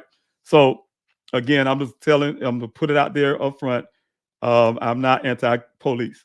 So I want everybody to know that. So again, but I had to put it out what's really happening. Phil, thanks so much. Is there a website with search area and all the information? Well, my website, I can't tell you. I was having let me put that back up real quick. Let me see if I can get this back up real quick so you can see this. Phil, I can tell you this right here. You'll see the sector map here. It may not work anymore because this map was created. I was utilizing Matrix New World was helping me with that in the past to utilize their mapping system. really was owned by someone else, and a lot of the stuff got erased, right? So this is a gist of this. Is some of the area you can see here where we searched for my son. And Sun Valley Parkway, let's see if I can get closer there so you can see what I'm talking about, if I can get there. This is Sun Valley Parkway right here, right? And this area, let me see if I can move it around. Let me see if I can find Cactus Road. Yes, here we go. So this would be Cactus Road, where my son met Ken right here at this area right here, if everybody can see that. And we met him on that roadway. The Sun Valley Parkway goes, they used to call it Road to Nowhere because it's a stretch that's real far. And he met my son and they drove into the Cactus Road junction. But really it's another road that kind of goes this direction. But to give you a gist of that, he met him on Sun Valley Parkway and Cactus Road. Cactus Road is here, but it's another dirt road that's probably right up in here somewhere. And it goes into 1 mile west and then 2 miles north to get to that well site. And what I can tell you that these markers here, these would be markers here that will tell you where the vehicle's found, and also there was a area right here. It should tell you where the vehicle's found, and also where the vehicle was located, as well as the well site location. But all the stuff, like I said, this map hadn't been updated. It's outdated and everything else because I haven't been using it for a while, and I'm sure it makes you knew where they had to redo it because they deleted a lot of stuff. And so I had to talk to them to put at least the map of some of the areas that I searched, so we can kind of build back on that. We haven't been working on it, but that's the areas where you can look at on that site to see where I searched. I can, for those who may want to know where those vehicle location and things like that, I put a lot of that on the videos and things I create. But if you want to ask the question, you can send a inquiry on that. I can send you the ping locations where those areas are located, so you can get an idea. You can place it back on this map, on this grid, and find out exactly where they were. Those areas, the place where the vehicle was found, and as well as, and I can probably pretty much tell you, I guess, just looking at the map, because I know this area like the back of my hand almost. I've been out here in this desert so much, I can almost tell you where everything located in this map. So again, that's what you look at there, sir. Phil. Also, thank you, Carla, for your help as well, for joining in with us. You said there is definitely foul play, and he was put in one of the wells. I hope not. And I'm gonna go back on that well. I'll answer that in a minute. We had that happen here in Utah. Who did it? What's the big Q and why? It's almost like someone didn't want him in the area for some reason. Okay, it's a couple of things I want to say about that, Carla. Now, I have been,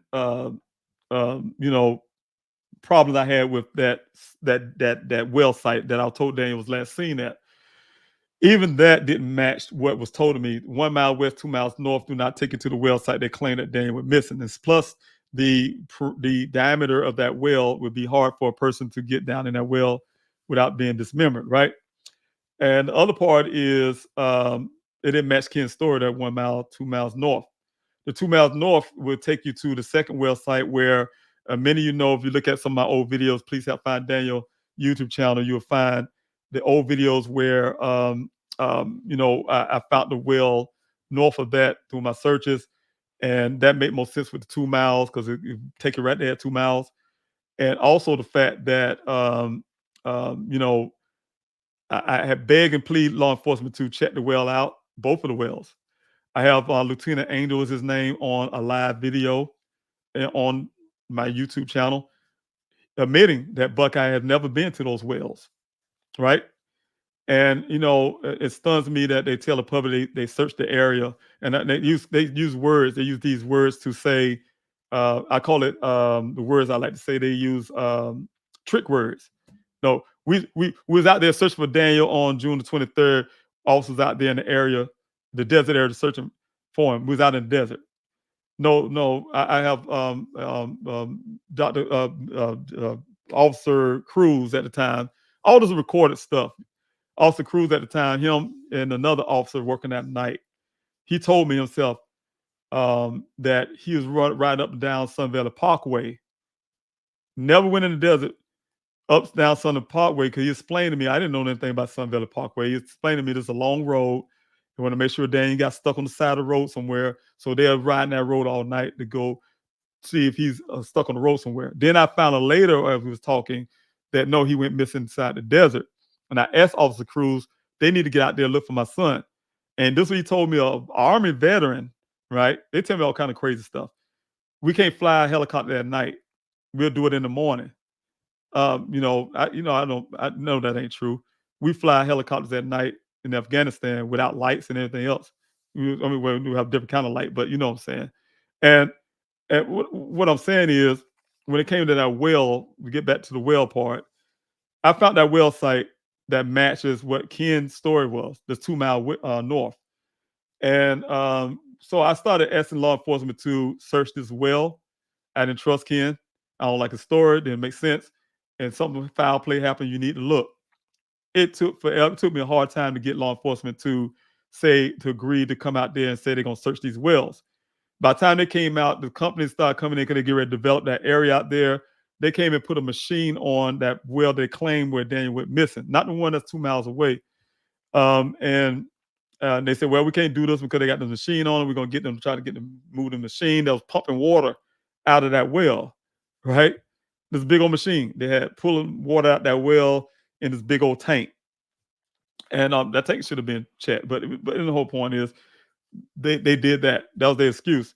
But I said, okay, well, about the second well site that's north of that matches that 2 miles, they finally agreed to do it. They lied to me came out, and one of my searchers lied to me, said they was going to do it then in front of all the volunteers. They didn't do that. They called me during a weekday and decided to say we're going to do it on a weekday. Nobody else around. I brought Mr. Farmer again with some other retired law enforcement officers.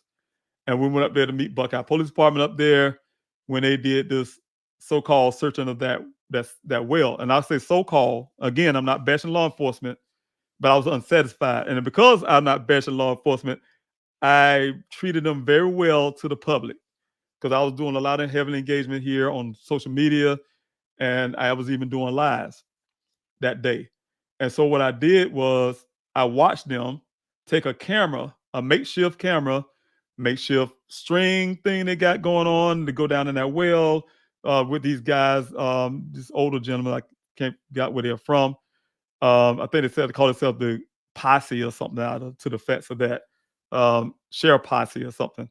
And they had this makeshift camera, and they went down in that well, and that camera barely touched the water. They pulled it back out. They was pissed because the camera got wet. It barely touched the water.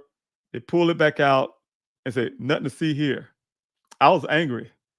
Because that's not how you look for a person in a well, right? You got to go down in the well. You got to go down in the water. So when they did that, I kept from looking like I'm bashing the police. I went on social media and say, well, Buckeye Police Department went and looked in the well, and they said there was nothing there, right? But I was angry. I went and got my own person to go in. I found my own company to go down in that well to search it. And they did it properly with a submersible camera. And I found a company who does that for a living. That's what they do, go down in those wells. And that company went in, and the only way I was able to do that to that well, because at that time, the owners of that well said they didn't want me in there. And the only way I was able to do that is convince them is to the company that was going down in that well, to give them a free inspection of that well. That free inspection allowed me to go into that well, both of those wells, not just that one, but the other one that law enforcement claimed because of that machine was on, to go down in those wells, to search those wells myself. And when I went down in those wells, several things were found. And this guy told me he found a lot of things that shouldn't be there. He was even suspicious. He said out of all the years he ever did this, it was very weird that these things was in that well. Everybody who wanted to know about that well can look at the old videos, but I'm going to give you a gist of what happened. When you go down, and I'm going to have to do it from the bottom up, because then you can understand what we saw. Because if I go from the top to the bottom, bottom won't make no sense. But let's pretend the camera's down in that water. And this water was, that well was deep, almost 1,000 feet deep. It's like 900 feet deep. And we're down in that well. And the bottom of that well, we saw something like a human skull. It's right there under the dirt, right? And I'm gonna go high in sight. I sent it to ASU University Science Department. I went to there's another science department. I believe it was in I forgot another state. It could have been Missouri somewhere. But these science departments, they were concerned about it. They didn't want to fully say it was a human skull, but they said the diameter could be in that dirt that was sticking outside this dirt. But what I learned is that someone dumped tons of dirt down in there because you could see because they had these fence poles and some fences outside that well missing. These fence poles was down in there. I say to weigh something down, but it was down in there. And you know how the fence poles almost like a cross. The dirt mound was sitting on top. That means that it was down there first. Then the dirt was thrown in there. That's why it was a mound on top. And the dirt filled up and covered something. Then they not only that, they sent in a big pipe. They put a wood, big old wood in. If anybody know anything about train trestles, and there'll be a big, heavy, thick wood that goes under the train track. It was a half one down in there, and it got kind of stuck. So they sent a big old heavy bunch of big pipes was sitting outside that well. One of them was missing. That one was down in there, but it got stuck because of that wood. It was large sideways, and it couldn't go any further. So it was a lot of stuff in there to attended to the way we saw it is to hide something. And the mound of dirt where the dirt came from, it was a mound of dirt sitting a few hundred feet away from that well. And that dirt is the dirt that was in that well. Why would somebody do all of that? But then with law enforcement, after I made a big stink about it, the FBI wouldn't do anything about it. I went on News Nation to everybody to try to get law enforcement to do something. And I finally got Buckeye Police Department again, secretly. Detective Bifford called me one day, I guess from all the pressure I put on them, called me one day and says, oh, yeah, he called me for some unrelated thing. And he said, oh, yeah, by the way, we was out there today. We went inside that well that you say you saw the human skull. We pulled all that stuff out of there with nothing. We found nothing. And what they did on social media, what made me angry, you didn't see the wood, you didn't see the foot poles, you didn't see that they put something on a camera that, like, I call it pocket change. Oh, this is all we found in the well, And so, long story short, yes, I have been did my job, not only the well, Carla, I also did my job to search some mines that was there. We had some vertical mines that Buckeye was calling wells, but they actually was vertical mines out there. There's some other dangers out there in the desert. So when you say that, there's a lot of things supposed to be in search and law enforcement wouldn't do it. I couldn't get the permission from BLM to do it. For those who don't know, it's Bureau of Land Management to go out and search these vertical mines. That's some of the things when I say on Police Help Find Daniel, if I do any searches again, it would be to those vertical mines that's out there, those prospect mines and things like that from the gold rush days to search, right? Get experts to do that. I couldn't get anybody. I had companies that were willing to do it for me, but I couldn't get the okay from BLM. And the reason why I couldn't get it from BLM even shut down on me, is because I argued with law enforcement on the location of the vehicle. The vehicle's found on federal land, right? And that's why the FBI should have been in my son's case. And if law enforcement say, no, it was on private property, it's on this side of the line, right? And if you better know where that vehicle was found, let's say I was wrong. I'm just saying, but I wasn't because I went by what they gave me. BLM sent me a map. And when they sent me a map, they messed up. They sent me a map that put my son's vehicle on their property. But when they found out, when I gave them the coordinates to find out, when they did that, they shut me down and say, oh, we need to speak to your attorney or whatever. You need to get an attorney and this and that. They didn't want to talk to me anymore. And then law enforcement saying it wasn't on their land. But I can tell you like this. Let's say it wasn't on BLM land. You can literally take less than 100 paces, probably not even that, and you'll be on BLM land if you go west, right? And what I'm saying is that close proximity to federal land by paces with your feet should have put the emphasis on FBI, the federal government, into my son's case. And they haven't done that. And this is the kind of misjustice that I've been having in Daniel's case for a long time now. And so, again, part of my congressional run is to alleviate some of those problems that we have in it, because it can happen not just to my family, it can happen to many other families. So, again, I want to say that I throw it in. I know that was off from the well, but those are some of the things I have when it comes to dealing with law enforcement when it comes to that kind of stuff. Can you sue the Buckeye Police Department for failing to do proper investigation? I'm not going to say anything about that yet, but you know what? They should be, and I'm not going to say anything about that for reasons. But thank you, caller. Lenore, thank you for being here. Contact SY was a C Ray. He's on YouTube. He can help with the cell phone. Thanks so much. I really appreciate that. And write that down, that name, because I would get off of here and will not have it. Okay. So thank you so much. All right. And also, let's see who else I got. Vicky Moore. I'm going to get off everybody in a little while. I've been on 2 hours. I'm doing what I used to do in the past, be on for a long period of time, but which is great because I really enjoy engaging with you all. And I really thank you again for your support. Vicky, thanks so much. Prayers that he has found. Thank you again. I need those prayers. Thanks so much, Marlon. Thanks so much. And let's see who else I got here.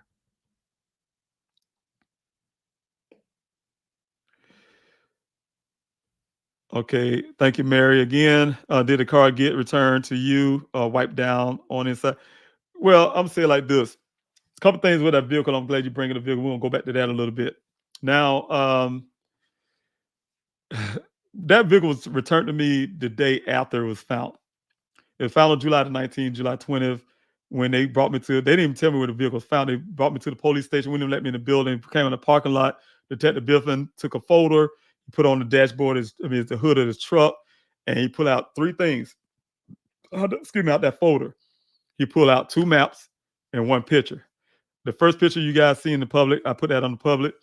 That's what you saw. He gave me the picture, but before he gave me the picture, he pulled out 2 maps and he said, "This is where your son went missing. Give me geolocation. I'm a military guy, so I can understand mapping." We looked at it, but it wasn't helping me because I want to go to see where this vehicle. I thought that was what he was going to do, show me where this vehicle found. Because he called me up to the police department and said, "You want to? We got found your son's vehicle, that stuff, and you want to come see where your son's vehicle's found?" I'm like, "Yeah." In my mind, you take me to the scene of the crime, and he didn't do that. It was at the police department in the parking lot. He showed me the picture and started telling me what they think. They said, "There's a son's vehicle that don't look like on the picture, but it's a 20-foot ravine line on the side." He was moving the hand around like this. The son's vehicle flipped and rolled and twisted and land on the side. The good part, though, Mr. Robinson, is that he didn't sustain any injuries. But then he was wearing a seatbelt. And the reason why we know he's wearing a seatbelt because the way seatbelts lock when it's in an accident, right? And then he says he didn't sustain any injuries because we didn't see any blood in the vehicle. We didn't see with our eyes any blood in the vehicle. But the same sentence, but we believe he had a severe brain injury, right? And he said because of that, he kicked his way out of the sunroof, and he pointed at the picture. He said, "See this glass? That's where the glass came from that sunroof." Now I'm gonna say in hindsight, Jeep Renegades don't have a sun glass roof. But anyway, we'll put that to the side for now. He kicked his way out of the sunroof, and he got outside the vehicle, and he started telling me something that I know more about than he should know about because I'm a military guy. But he said he had this brain injury, and brain injuries will make you feel hot. You feel hot all over, and you shred your clothes off because you want to get cool off. And he shred his clothes off, and that's why the clothes were 3 feet away from the vehicle in the pile. And he walked off naked in the desert and to go find a tree to cool off under. And he got up under that tree to cool off, and a wild animal probably got him and ate him. That's what he told me. That's what you're telling a family member about his son. It devastated me, right? And it took me a while to get my composure together. Then he said, "Hey, you want to see where this vehicle was found? I mean, you want to see this vehicle, actually. You want to see this vehicle?" I had to know. I want to go to the scene to find out what happened myself. And I followed him. He ended up going to another location, which the police part of the police department, Buckeye Police Department, was where they keep all their vehicles at. And he said, well, you can park right here in the front. I'm gonna let you through the side gate. And I got my vehicle, come around the side gate to get into the back. He said he was gonna let me in. And when I came through that gate with him, he stopped me before we got to the corner of the building. He said, I've seen cases like this before. Family think their loved one is missing. And then he told me about some woman who the family thought that she was missing. Turned out she left to become a nun. And he said, well, not necessarily saying about Daniel, but he probably just, what if he just left to join, wanted to be away from you all to join the monastery, become a monk, right? But, I heard what he's saying to me was offensive to me, but I was so worried about what I'm going to see with this vehicle that he showed me in this picture. It didn't really sink into my head at the moment. And so he opened his gate up, and they complex had all these torn up vehicles out there, like a junkyard almost to me. But it was all lined up against this gate.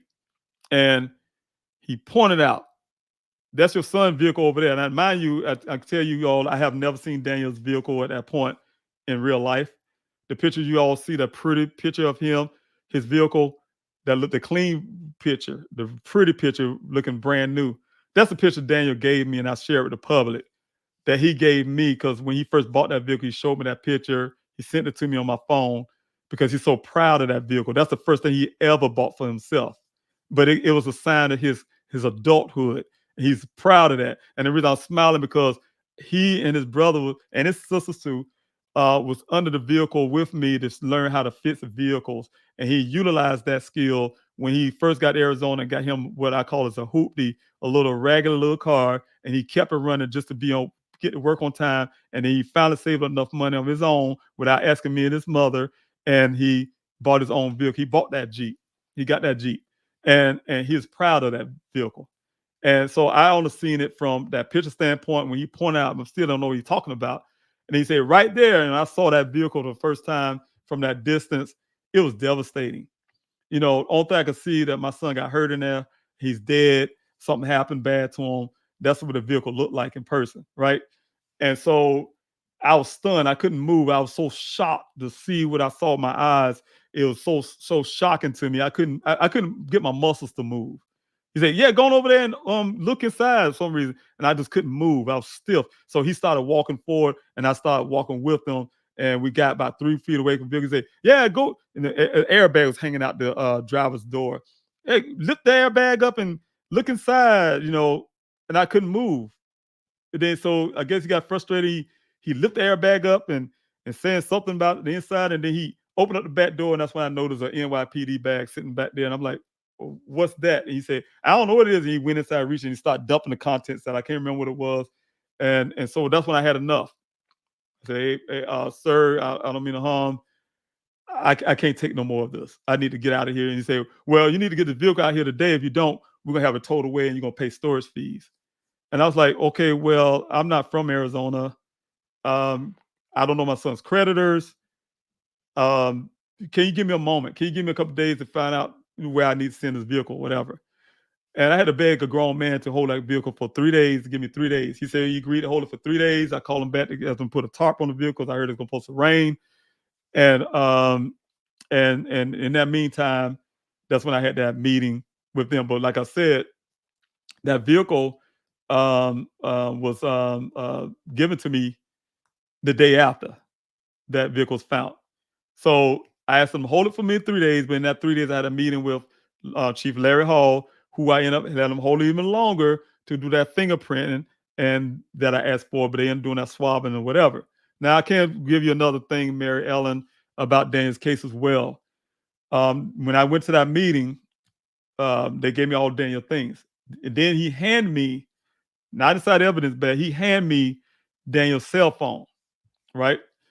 And Daniel's cell phone was missing the memory card, not the SIM card, you guys. So some people ask me that to get confused. SIM card was, this phone still worked at the time.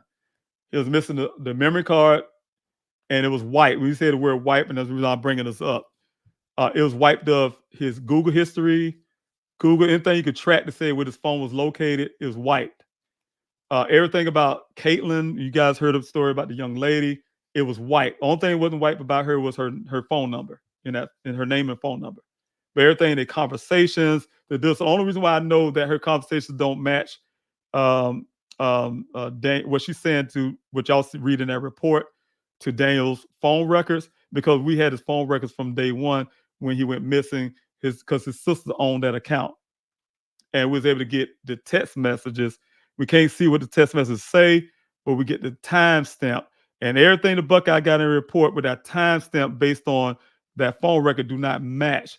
But they're selling that to the public, and they saying that's the truth, and it's not. And the latest story is the truth. So long story short, I'm saying is a lot of things are white when it came to that cell phone. And I was fortunate to be able to get Google, because I was able to because my children know each other's passwords. So I was able to get certain things back from Google that would show a lot of things. I could tell you something I'm going to leave with the public now that I probably release it for the first time, is the fact that the day before Dan went missing, his cell phone showed that he was around the Levine area. It was running around all the way up until 1 o'clock in the morning. The day that morning, the same morning that he was going to that well site, that first well site. So, but it's not in their report. It's not in law enforcement report. It's not matching the store that he was at, this gas station pumping $3 and something for gas, and he got an SUV. It's not the fact that the vehicle was sitting on the side of the tank where his nozzle can't go inside the vehicle, that type thing. So and the picture that law enforcement gave me was a blurry picture that you don't even know if it's Dan's vehicle or not. These some random vehicle at a gas station say that was his vehicle around that time when the so-called the day, that wasn't the time, but the date that this gas had been pumped, right? I mean, this purchase at, not only say gas, this purchase of $3 or something at a gas station was done, and they blame it, saying it was gas. Like my son have an SUV getting $3 of gas, and he had I'm not gonna say how much he had in it, but it was well over $1,000 in his bank account. Why would he have $3 or something of gas, right? So the point is, I'm saying this is kind of the foolishness that law enforcement are running with for the public for whatever reason. The only way is a person like me could think of some type of cover up. All right. So other part is can the FBI be called in?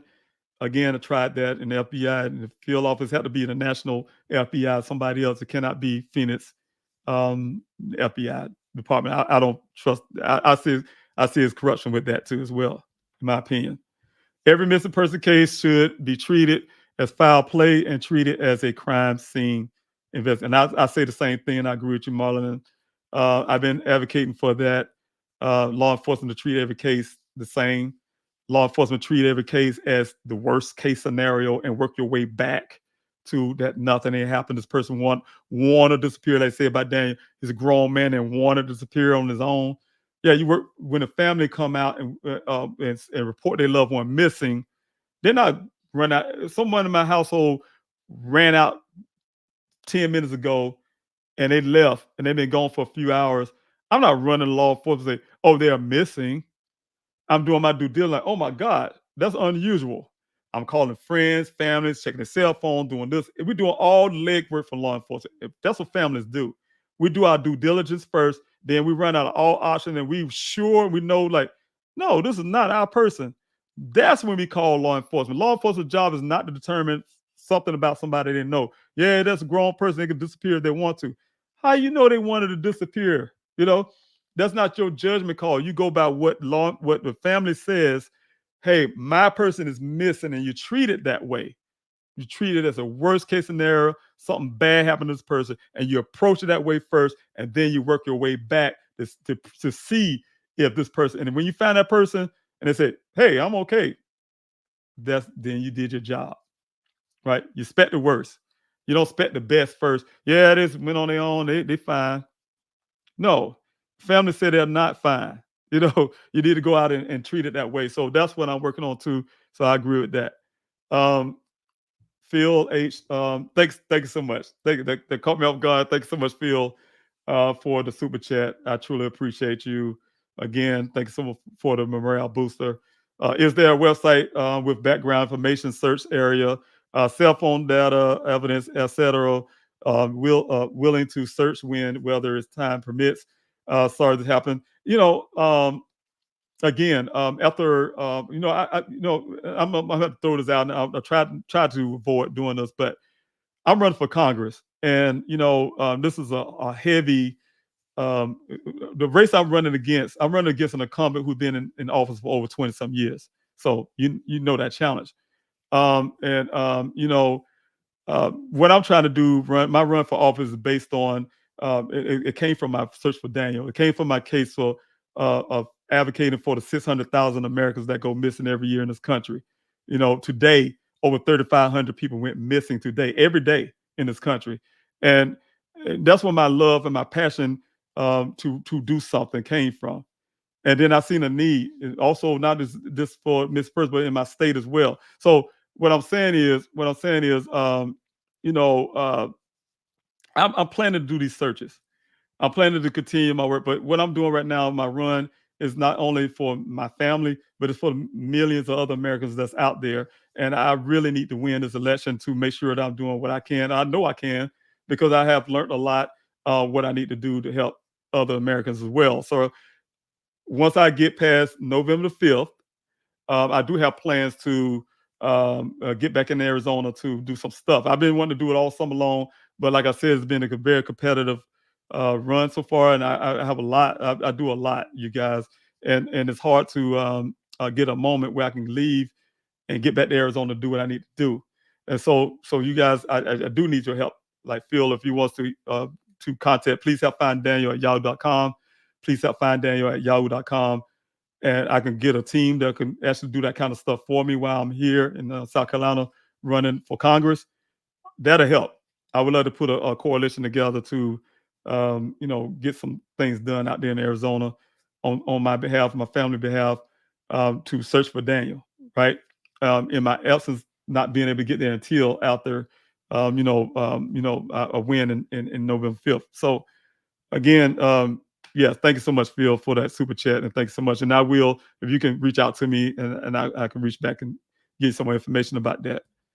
Also, let's see, thanks so much. Is there a chance, since he was in the desert, he got hypothermia? I don't rule out anything. And let's see, because I know the desert do get hot, super hot. It's 118 degrees around that time in the day. At night it can get cold. That's possible. But one thing for sure, the vehicles was staged there, and and that's no doubt about that. The vehicle staged there, so the whole scenario of him leaving that vehicle hurt somehow and walking from that point out there is non-existent. I don't care what law enforcement say. I feel like it's some type of cover up, and the reason why I say that as well is because my investigator, now here it is, law enforcement collected all the Daniel things from that scene and put it in evidence bag marked for safekeeping, not for evidence, but marked for safekeeping.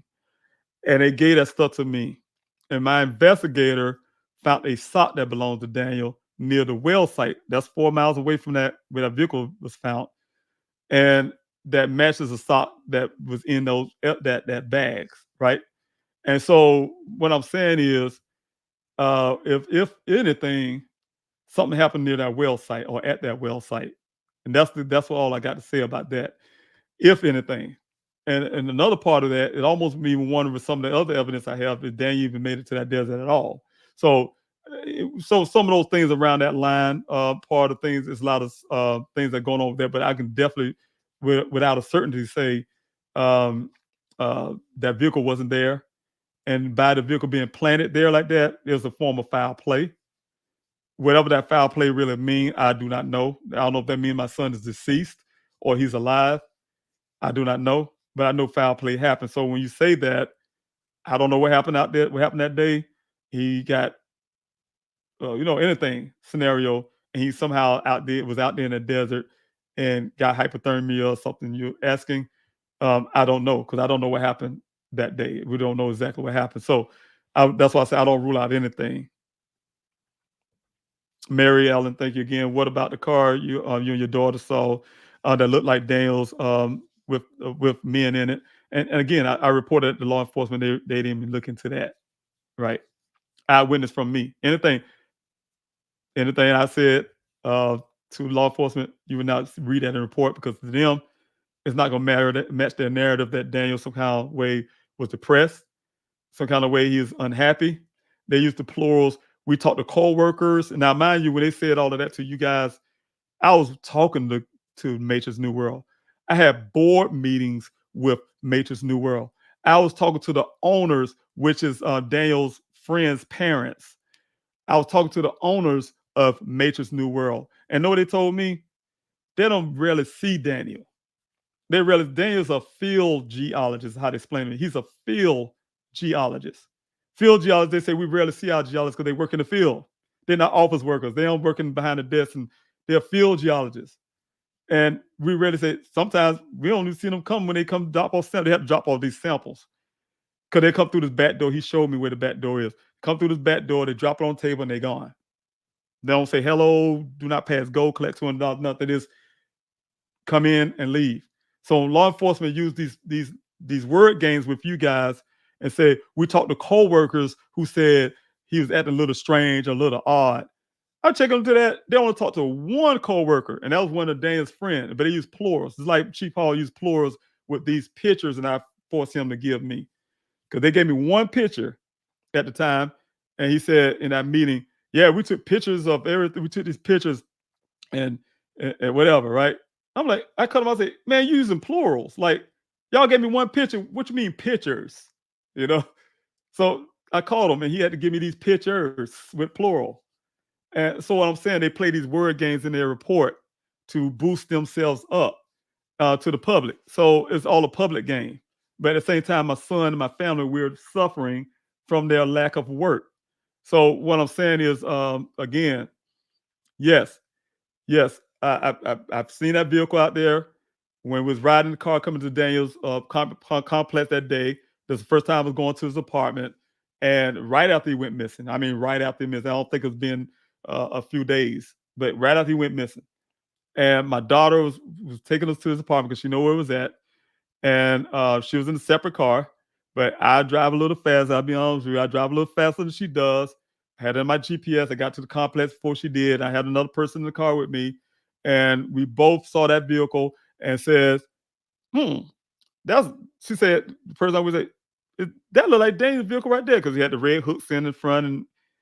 And I said, well, I mean, they was rolling. These guys were rolling. They was having a good time, laughing or whatever, doing in the vehicle, rolling right past us. And I said, no. I said, nah, well, this is Arizona. A lot of people have Jeeps. Maybe a lot of people have Jeeps like that, right? And I didn't think on hindsight, I wish I could have got a license plate picture, at least, or just looked at it and remember that. But I just missed it. But I did report it to law enforcement that I seen a vehicle matching Daniel's description, fleeing with 4 white guys out of that complex. The crazy part about it, went past his apartment, right? The parking lot, same parking lot. And so, you never heard about that. They never follow up on it, never look for picture cameras, nothing. Even with the young lady, she's saying, I saw him on my camera coming to pick up his canopy. Never seen no pictures of that. Never seen no evidence. She just said it, and they took that as evidence. So long story short, I reported that, Mary. Thank you, Gina. I haven't spent a lot of time. It's been 2 hours and 13 minutes. I have been praying for Daniel since. Thanks so much, Gina. I have been praying for Daniel since this terrible news has happened. My prayers are for you and your family. Thank you so much for your constant prayers. We definitely need that. Question, PM channel. Is there any way the Phoenix Police Department or Tempe Police Department can help with the DNA testing or forensics to ease the financial burden on you? I was able to, Buckeye haven't even done this. I have in the past, PM channel, you probably remember, I was able to convince the Tempe Police Department to do the forensics on all of Dan's electronics. That's how I was able to find out somebody was in his apartment after he went missing. Look for things. But I was able to do that because I had a meeting with the mayor of Tempe. His name was Mayor Woods, as well as then Chief Glover and Anderson, Assistant Chief and Chief of Police. And I was able to convince them to do the forensics on all of Daniel's electronics, the cell phone, redo the cell phone, all of that stuff, and get answers. But they shared, they gave me the information I asked for. They said they were doing it for me as a favor, but they had to share their findings with the Buckeye Police Department since they have a case. Understand I didn't like that because I don't trust the Buckeye Police, but understand that being police law enforcement. But we're able to do that. But when it comes to the working of that apartment, I was in the forensics that I have now. I've been fighting with Sheriff Zone at the time for the Maricopa County Sheriff's Office, who was passing the boat to Tempe. Then Tempe's throwing it back at them, and then all of them throwing it at Buckeye, and about getting these forensics done and doing it the proper way.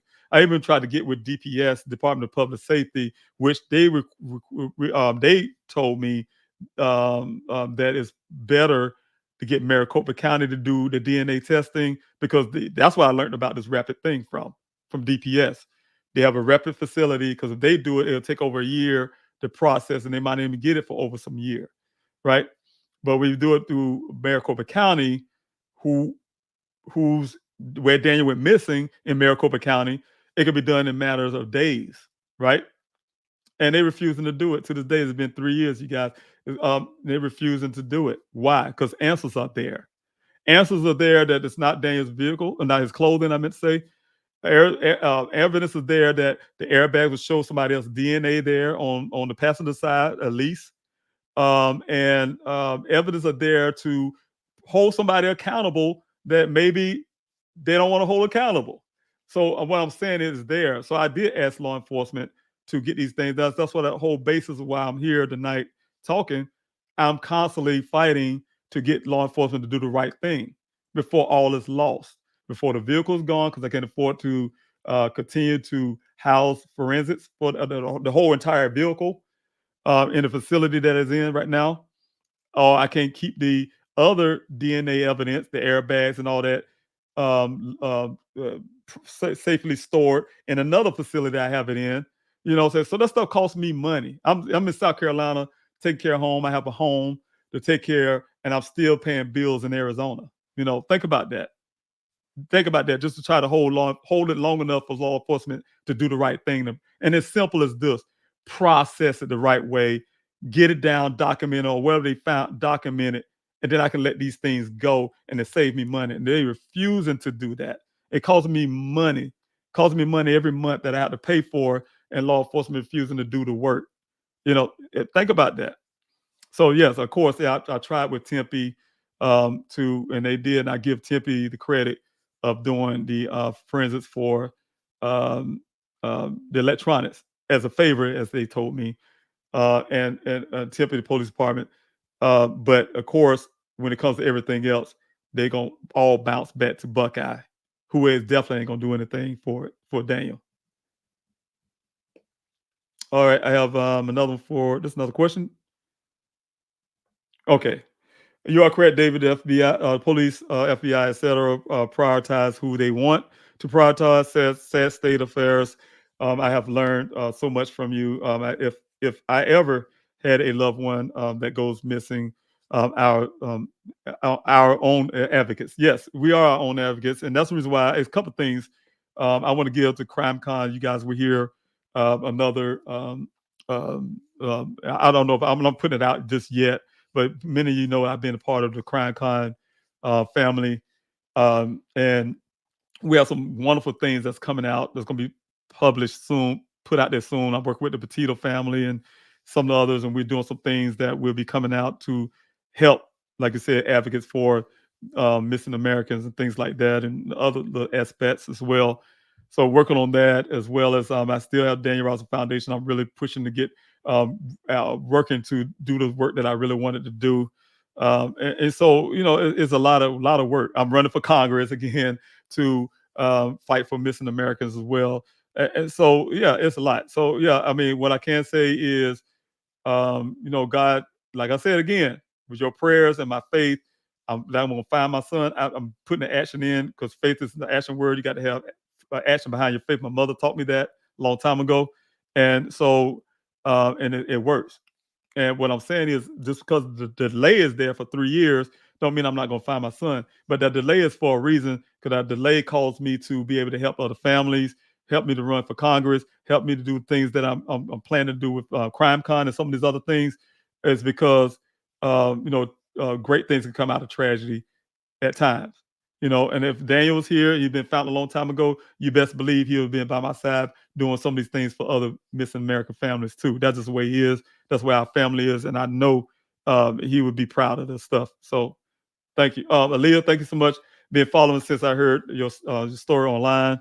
You are reaching people. I really appreciate that. And if anybody here who have not hit the like, share, subscribe button or thumbs up, to help with the algorithm, like someone said earlier, to get Daniel's story out there a lot farther. I really appreciate it. Thank you so again, Lola, for being here. Please help find Daniel.com where you can help with all the things I was talking about, to sign the petition, to the volunteer other ways, request flyers, and to print the flyers out. There's also the mail-in protest that help keep law enforcement engaged in Daniel's case. Question from Melissa would be, are you going to do any more searches? After after November 5th, we had November 5th general election. It's a presidential year too. So, but after this election, I'm planning to win in November. And, after the election, yes, I will be pushing everything I can to be in Arizona to get a search. Like I was talking to a gentleman, if anybody want to help advocate that to get some things done now, that I would love that too. But my plans would be sometime after that to try again to get some of these things done when I come, like I said, the prospect mines that's out there, and as well as it's a small pocket that I haven't searched because they building this project out there, and I'm trying to find ways to get volunteers on the ground in that area, because I can't go through the same area I've been to before, because they putting this new the city out there called Travelis, and they've been breaking ground and all this kind of stuff, and they don't want us on their property any longer. So they gave me the opportunity to search their property really good, and I did everything I can. So what I'm saying, the little area pocket I have left, it'll help me and my family, because it kind of helps us rule out. And I really feel like Daniel's not out there, but it helped me rule that fact out, just in case, because I don't know. And the reason I said it, because we did 49 weeks of desert searches, covered 35,000 acres of land out there. Though we found sadly found other human remains out there, Daniel was out there as this far. So I'm really feeling hopeful and confident that he's not there. Prayers he's found. You are his best advocate. Yes, I have to be, and I think for any parent, we will be our child's best advocate. And thank you so much, Terry, for saying that. I really appreciate you. Went to College of Charleston with Daniel. I love when I hear you all speak out, Daniel's friends and people that know him from school. He always on his skateboard. He always walked past. We always walk past each other. Yeah, I remember his skateboard. Yeah, that's something. Yeah, yeah. I'm glad you brought that up, because that's something I forgot about. Yeah, Daniel, and that. Yes. So thank you so much, Tegan. And thank you so much for speaking out. Like I said, I love when the classmates or people that went to College of Charleston, along with Daniel, speak out. Thanks so much. Terry, thank you so much for the super chat. I truly appreciate it. Keep being Daniel's advocate from T. Thank you, Terry. And I will. One thing for sure, we come from a place where we just don't quit. And law enforcement, I think I'm gonna tell you something, you guys. This is the truth. That vehicle showed up when they gave me that vehicle that day and told me if I didn't get it out there, they're gonna either pay storage fees, get out there, they're gonna have a total away and I pay storage fees. To me, when I look back at hindsight, and this is my own opinion, I'm not saying that's what Buckeye did. I say they was hoping I left, because any other family member would have got out of there and say, because I asked them, they say, well, we search and we look for them, and we ain't found it. And I'm gonna tell you something too, and I'm gonna back up a little bit. And during that time, they also said they took it down off social media. I'm gonna go find it eventually. They took it off of social media. They came out to public and says, we have no more leads to follow. They was done. They told my investigator they're not even investigating. They told him in his face. That's why they gave him everything. the black box data that they didn't even read themselves. We're not investigating. We have no more case pretty much closed to them. No more leads to follow is what they said, right? That's what they told me. And that's what they said on social media was when it's people asked them a question, they took that post down, right?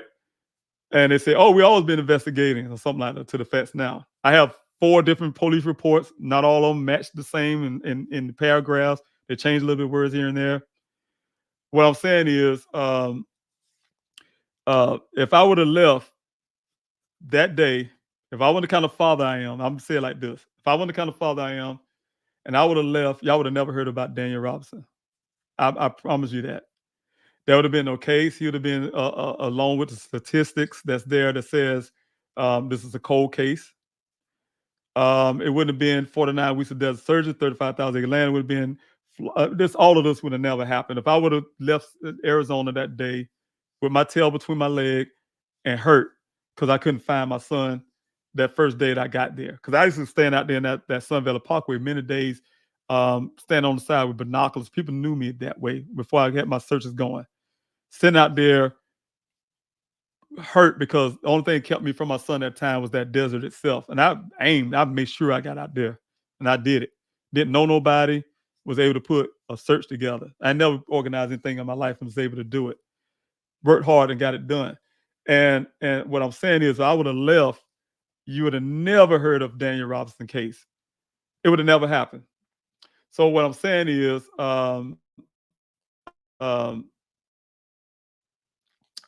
you know,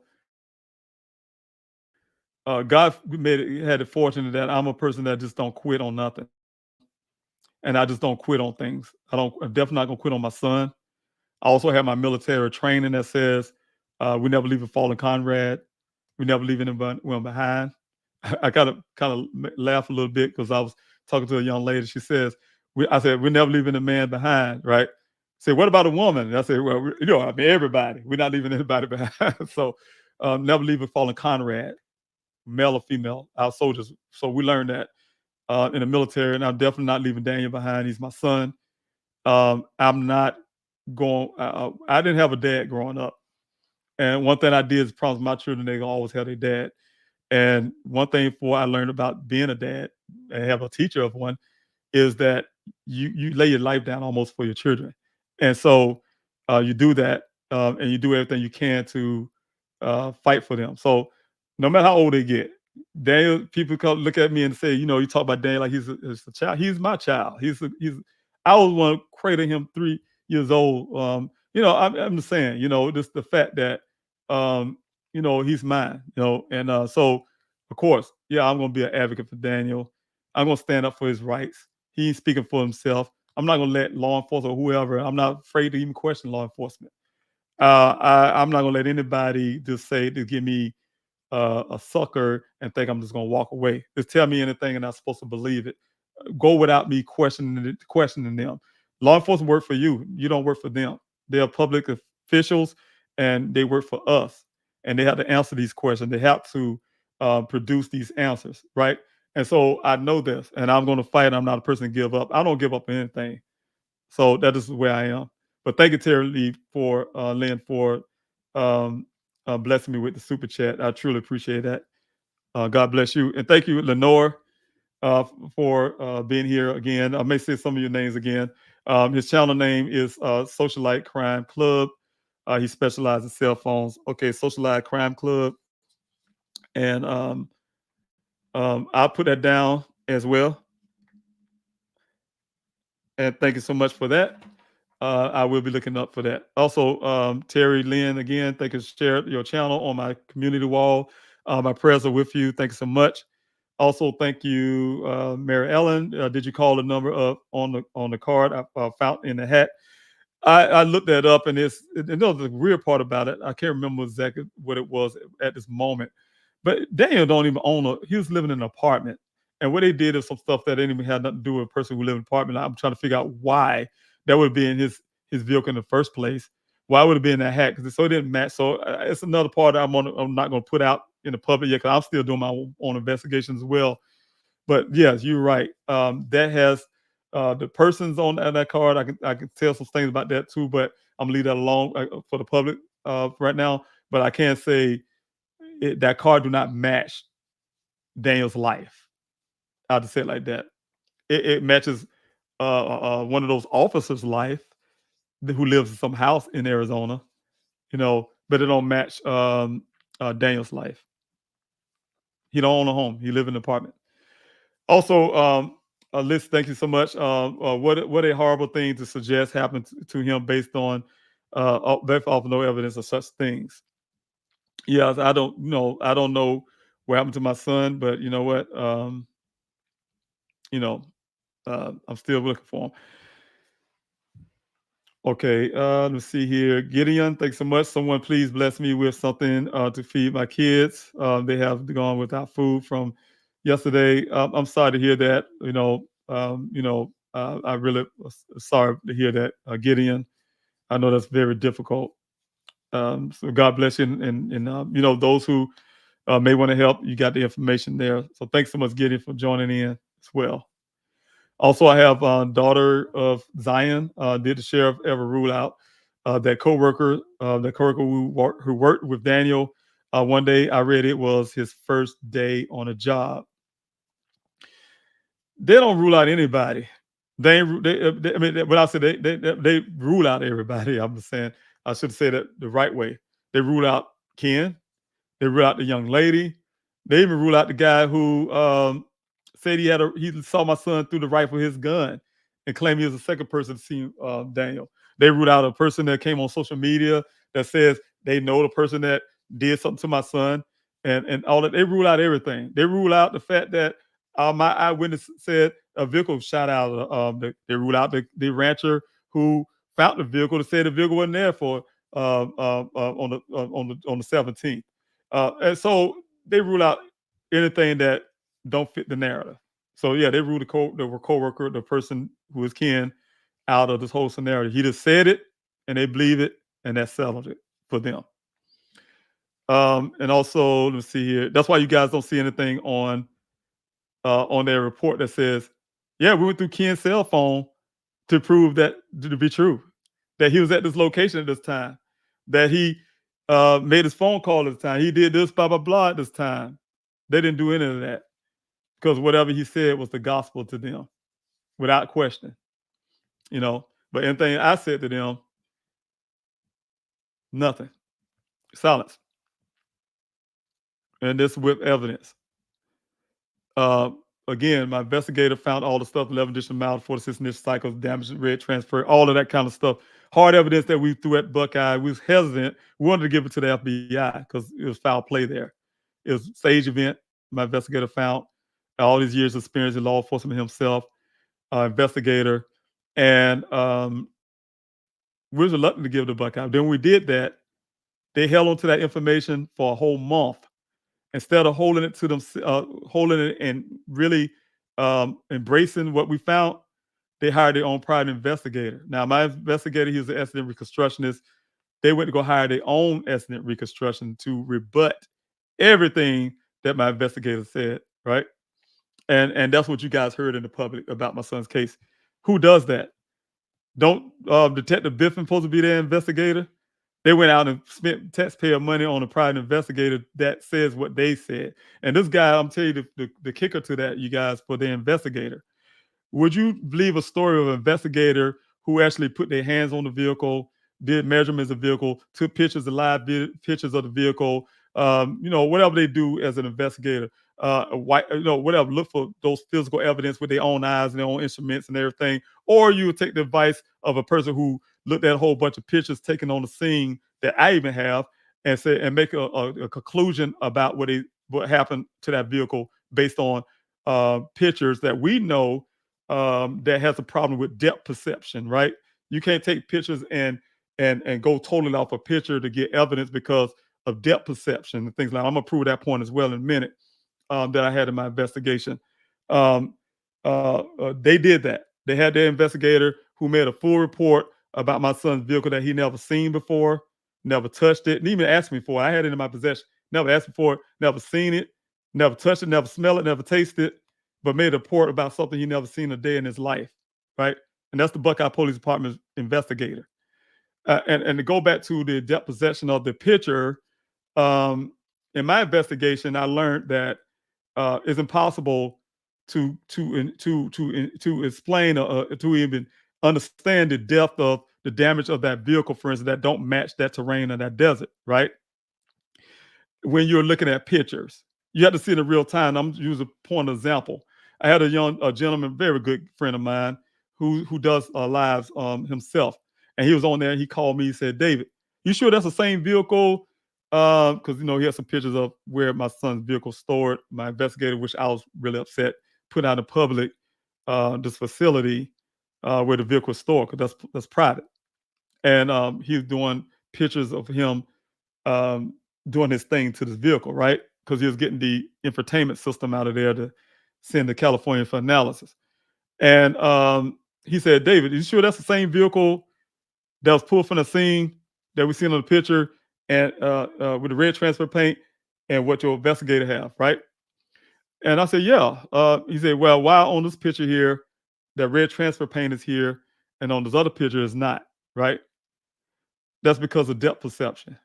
Because it's because of the angle of the lens and the angle of the camera. No, I had to explain to him, and I had to show him other pictures that he didn't have, so he could see what I mean in the same place, same location. What it is, if you take that, because that damage on that vehicle, the vehicle fold, that damage, that dent folds, and the red transfer paint is really almost under that fold, right? And if you take a picture from an angle this way, you'll see the red transfer paint. But if you're taking directly at the vehicle or from the front looking back, you will not see that red transfer paint because of the dent. And that's because of the picture. And that's why I say that was bogus. And this man, he's supposed to be this well-known investigator that the Buckeye Police Department hired. He should know better than that. To make a full report on something on behalf of the Buckeye Police Department, to my opinion, fit their narrative, based on pictures of something he have never seen before. He should have said, "I can't do this unless I get this vehicle and look and examine this vehicle myself." That's proper investigation. This is the kind of stuff they think they can give to any family member that's out there, and you wonder why people still missing. And these are things, again, you guys, I really need you guys to support me. And I didn't want to say all of this, but I'm saying you guys have to support me for my congressional run. Because these are the kind of things I'll be talking about and fighting about, because it hurting people. That's why we got so many people missing in this country, because the job is not being done right. We can't settle for, and I'm being an advocate for law enforcement as well. If you're underfunded, you're understaffed, it don't give you an excuse to do poor work. It gives you an excuse to say, "I need more funding, I need more staff to do this kind of work for missing Americans." That's why I'm advocating as well that there should be departments, especially in states like Arizona, which is number 4 in the nation, to have the most missing persons in this country. And also California, states like that, they have these big high numbers. All the states, but especially these states, these have this high number of missing Americans, and then these law enforcement are overwhelmed with fighting crime and doing all this other stuff, and then they have doing the job of looking for missing Americans, right? Doing stuff like that. Doing crazy stuff like that. And then people like myself look at them and say some type of cover up or something they ain't doing right. A family member feeling that way because they're not doing the job right. It's either low funding or something going on, or just don't care, apathy, whatever the case may be. And so what I'm saying is I feel that there should be departments within the department funded. Just that's all they do. All they do is find the missing to get rid of this missing American crisis that we have. And it's not even been put on the radar as it should. We talk about the opioid crisis. We talk about some other crisis. But what about these missing American crises? Over 3,500 a day, almost 2,000 of which are children every day.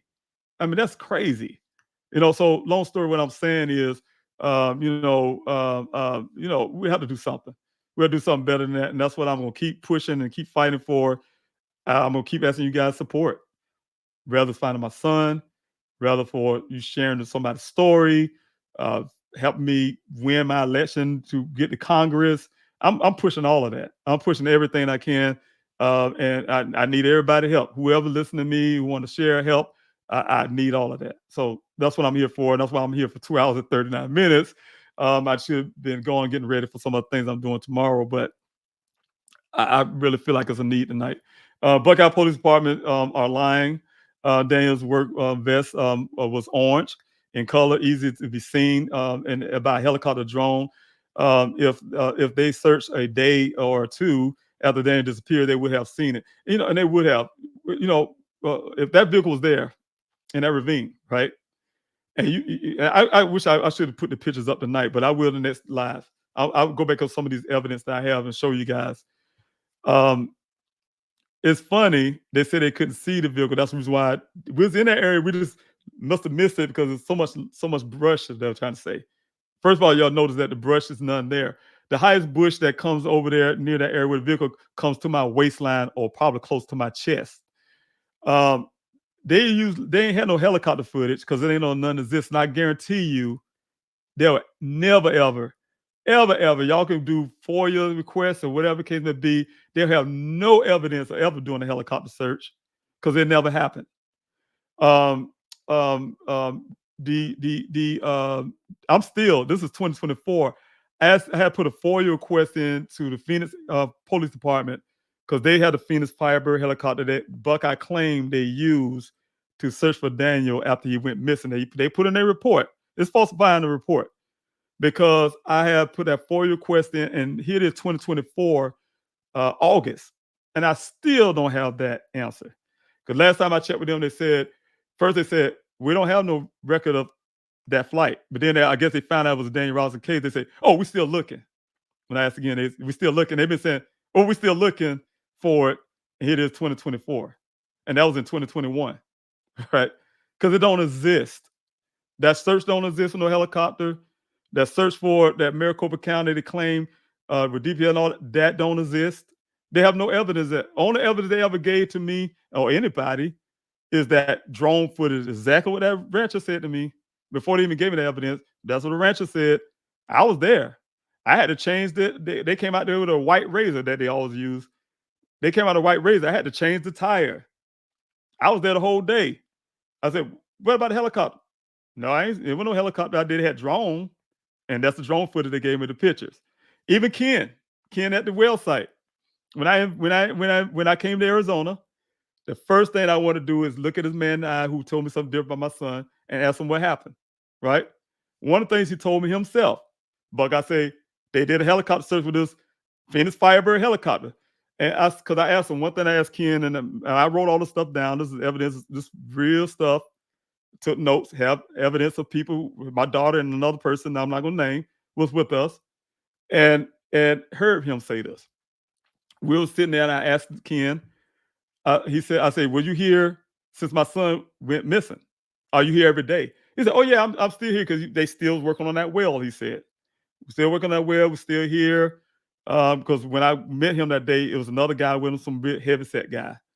They was asking real bunch of questions before he even let me talk to Ken. It was another story. I'm gonna tell you about that some other time, but it was very suspicious. The guy came up before Ken. I was supposed to meet Ken, not this other guy, but he was asking me all these questions before he called Ken out of earshot of me and wanted to tell him, "Oh, I guess it's okay to come." And then first thing Ken did when he got his vehicle, put his hand in his toolbox like he had a gun or something. I don't know what that was all about, but Ken told me when I asked him, I was like, "Look, man," I say, "Are you out here?" They said, "Yeah, I was out here since Daniel went missing or whatever." He still work out there every day, right? And I said, "Okay, well, great." I said, "Oh, good. So you was out here when Buckeye Police Department came searching for Daniel with their helicopter stuff." He said, "No, I ain't hear no helicopter. There were no helicopters out here. I ain't see the Buckeye Police." He's saying that, right? It never happened. He even told me that, right? So when I approached Buckeye about it, they still stand on their ground to the public. We had this Phoenix Firebird helicopter. There's still no proof of that. They cannot produce a FOIA, which is against the law, because they haven't produced that FOIA request I put in those years ago. So a lot of them in trouble as well. So the point is, I'm saying is, it's a lot of things that happen in my son's case that just don't make sense when it comes to law enforcement. That's why I had to put it out in the public and constantly do that, because I cannot allow my son to get the justice that he deserves. Andy, thank you so much. I hear you. I've been following this since day one. My impression is that the ball was dropped by LE in the initial days of the investigation. I agree to, and they've been trying to cover this is a word we use in the military, but they've been trying to cover themselves ever since. I know you can't cover facts though. Let's see here. I wonder, Phil, thanks so much for being here. I wonder how thoroughly that main area was searched. Area was searched, I guess. A stranded geologist in alluvial. I can't really understand that one, but fan would probably follow an aerial. Um, I'm really trying to understand that comment, but thank you, Phil. I can't say that. No, that search was only that desert was only searched properly by myself and all those hundreds of volunteers that have been coming out there with me every week, like literally, and on the weekdays. Um, I spent countless hours out there in that desert by myself. Only a few people knew that I was out there by myself doing my own investigations. It's scary, but when I say scary, I'm a city boy, and you out there in that desert. Trust me, it's so eerie, quiet that scary to me, and then you're so wide open. Um, but they haven't done their job because if you can't find your own stolen vehicle, Maricopa County, law enforcement couldn't find a construction cone, but we found all those human remains, 7, even though they said they're trying to bust it down 2 or 1, or they're trying to say because it brings up their crime statistic. Buckeye already got busted before falsifying their crime statistic report. Chief Hall in the past got suspended. So it's not shocking they're still doing that because I was finding human remains out there with volunteers. And found other evidence up there, other people's cell phone that was in proximity to my son, the vehicle found. I mean, it's a lot of stuff I found out there. But when I say my investigation, my searches, and mind you, that 49 weeks was without law enforcement, without funding from law enforcement, without funding for anybody else except volunteers, people like yourself who have donated to GoFundMe, and also the Black and Missing Foundation, Derek and Natalie Wilson, who foundation will help with those searches out there, help my efforts out there as well. So let me see here. I have to skip you guys. I have to get off. So right now I'm just looking for questions. Thank you, Jen. I look for questions, and I'm sorry, you guys. I have to try to get off of here. Thank you, Lola. Thank you, T and Wildflower, for being a moderator. I really appreciate you. You're always there, so I really appreciate you. And putting the information out there in the chats. Let's see who else I got. I don't have any more questions, I don't think. Aaron, thanks so much. Thank you so much. All the hard work you've been doing in the back. People don't know, but thank you so much for your help. I really appreciate you. You've been a real trooper, and I really love Daniel. So I really appreciate you and T and Wildflower. I really appreciate you both and everybody else who's been helping. Let's see here. No more questions. I really thank everybody for the praying hands. Everybody who's joined in. I wanted to get into something real quick, and I'm gonna throw it in real fast. This clear alert, something I'm fighting for, and this on my congressional side of things. South Carolina don't have this, but Texas do. It's like a silver alert. It's like the Amber Alert, but it's for adults who, if Arizona would have had this for Daniel, during the time Daniel went missing, it'd have been a great tool for, and I really believe that we could have got some real strong leadway with clear alert. I'm just going to brush through it because I'm not going to be able to do this now. I'm trying to get off now. Also, just real quick, no justice, no peace. We demand action with extended family of Daniel Robinson. I really appreciate it. It's going to be a little wrong because it's been 3 years now instead of 2. No justice, no peace means that there can't be no justice. Can't be no peace without justice.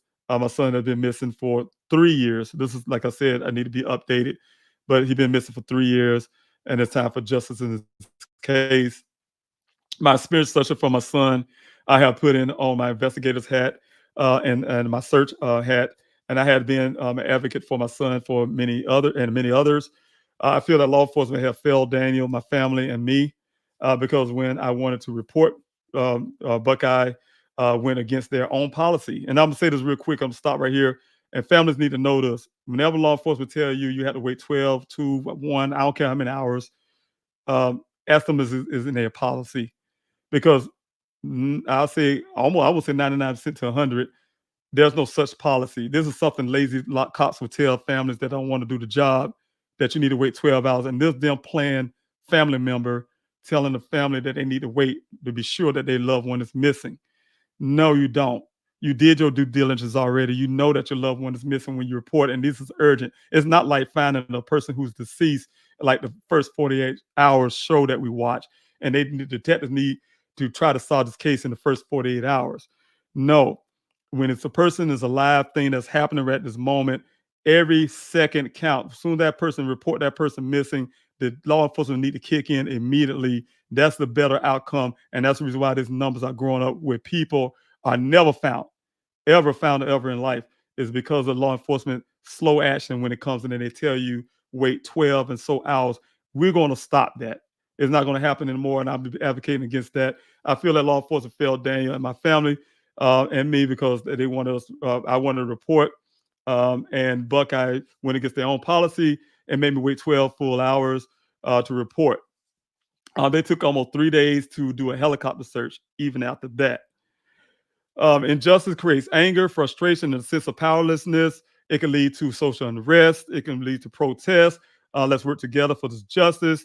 Because law enforcement was slow to act initially, Daniel remains missing. Because law enforcement refuses to take physical evidence of foul play that I gave them, Daniel's justice has been hampered. We have a solution to this problem. I have a solution to the problem. I am demanding that the Buckeye Police Department release my son's case to outside agency that will bring the results. Like I told you before, you guys, to get the forensics done, I've been asking for properly, that I'm paying for the whole for law enforcement to do. That should have been in the evidence locker somewhere, processed, whatever. I need them to do their job. Since my son went missing, the Buckeye Police Department has not found anything to bring us closer to answer. But matter of fact, they gave us more questions than answers. They do not have any available cell phone ping or traffic camera footage, nor do they have the location that the Uconnect in my son's vehicle could provide. And that's another thing I'm fighting when I get to Congress for, those kind of debtors for all the missing Americans and their families, and law enforcement included. Everything that can help in finding Daniel seems conveniently blocked by the Buckeye Police Department. Now that they are blocking other agencies that could be able to help, we will fight to change this outcome. And when I say we are my extended family, and I need your support on this. We will peacefully protest in two forms. I created a mail-in protest that you guys seen on pleasehelpfinddaniel.com to get targeted departments' attention and action. If this effort doesn't encourage law enforcement to do forensics on the evidence from the crime scene that where Daniel's vehicle was found, I am paying to house. We will move to physical protests at their departments of justice. And I plan to still do this. This is a grassroots movement to find my son. Thank you, everyone who has been a part of my family.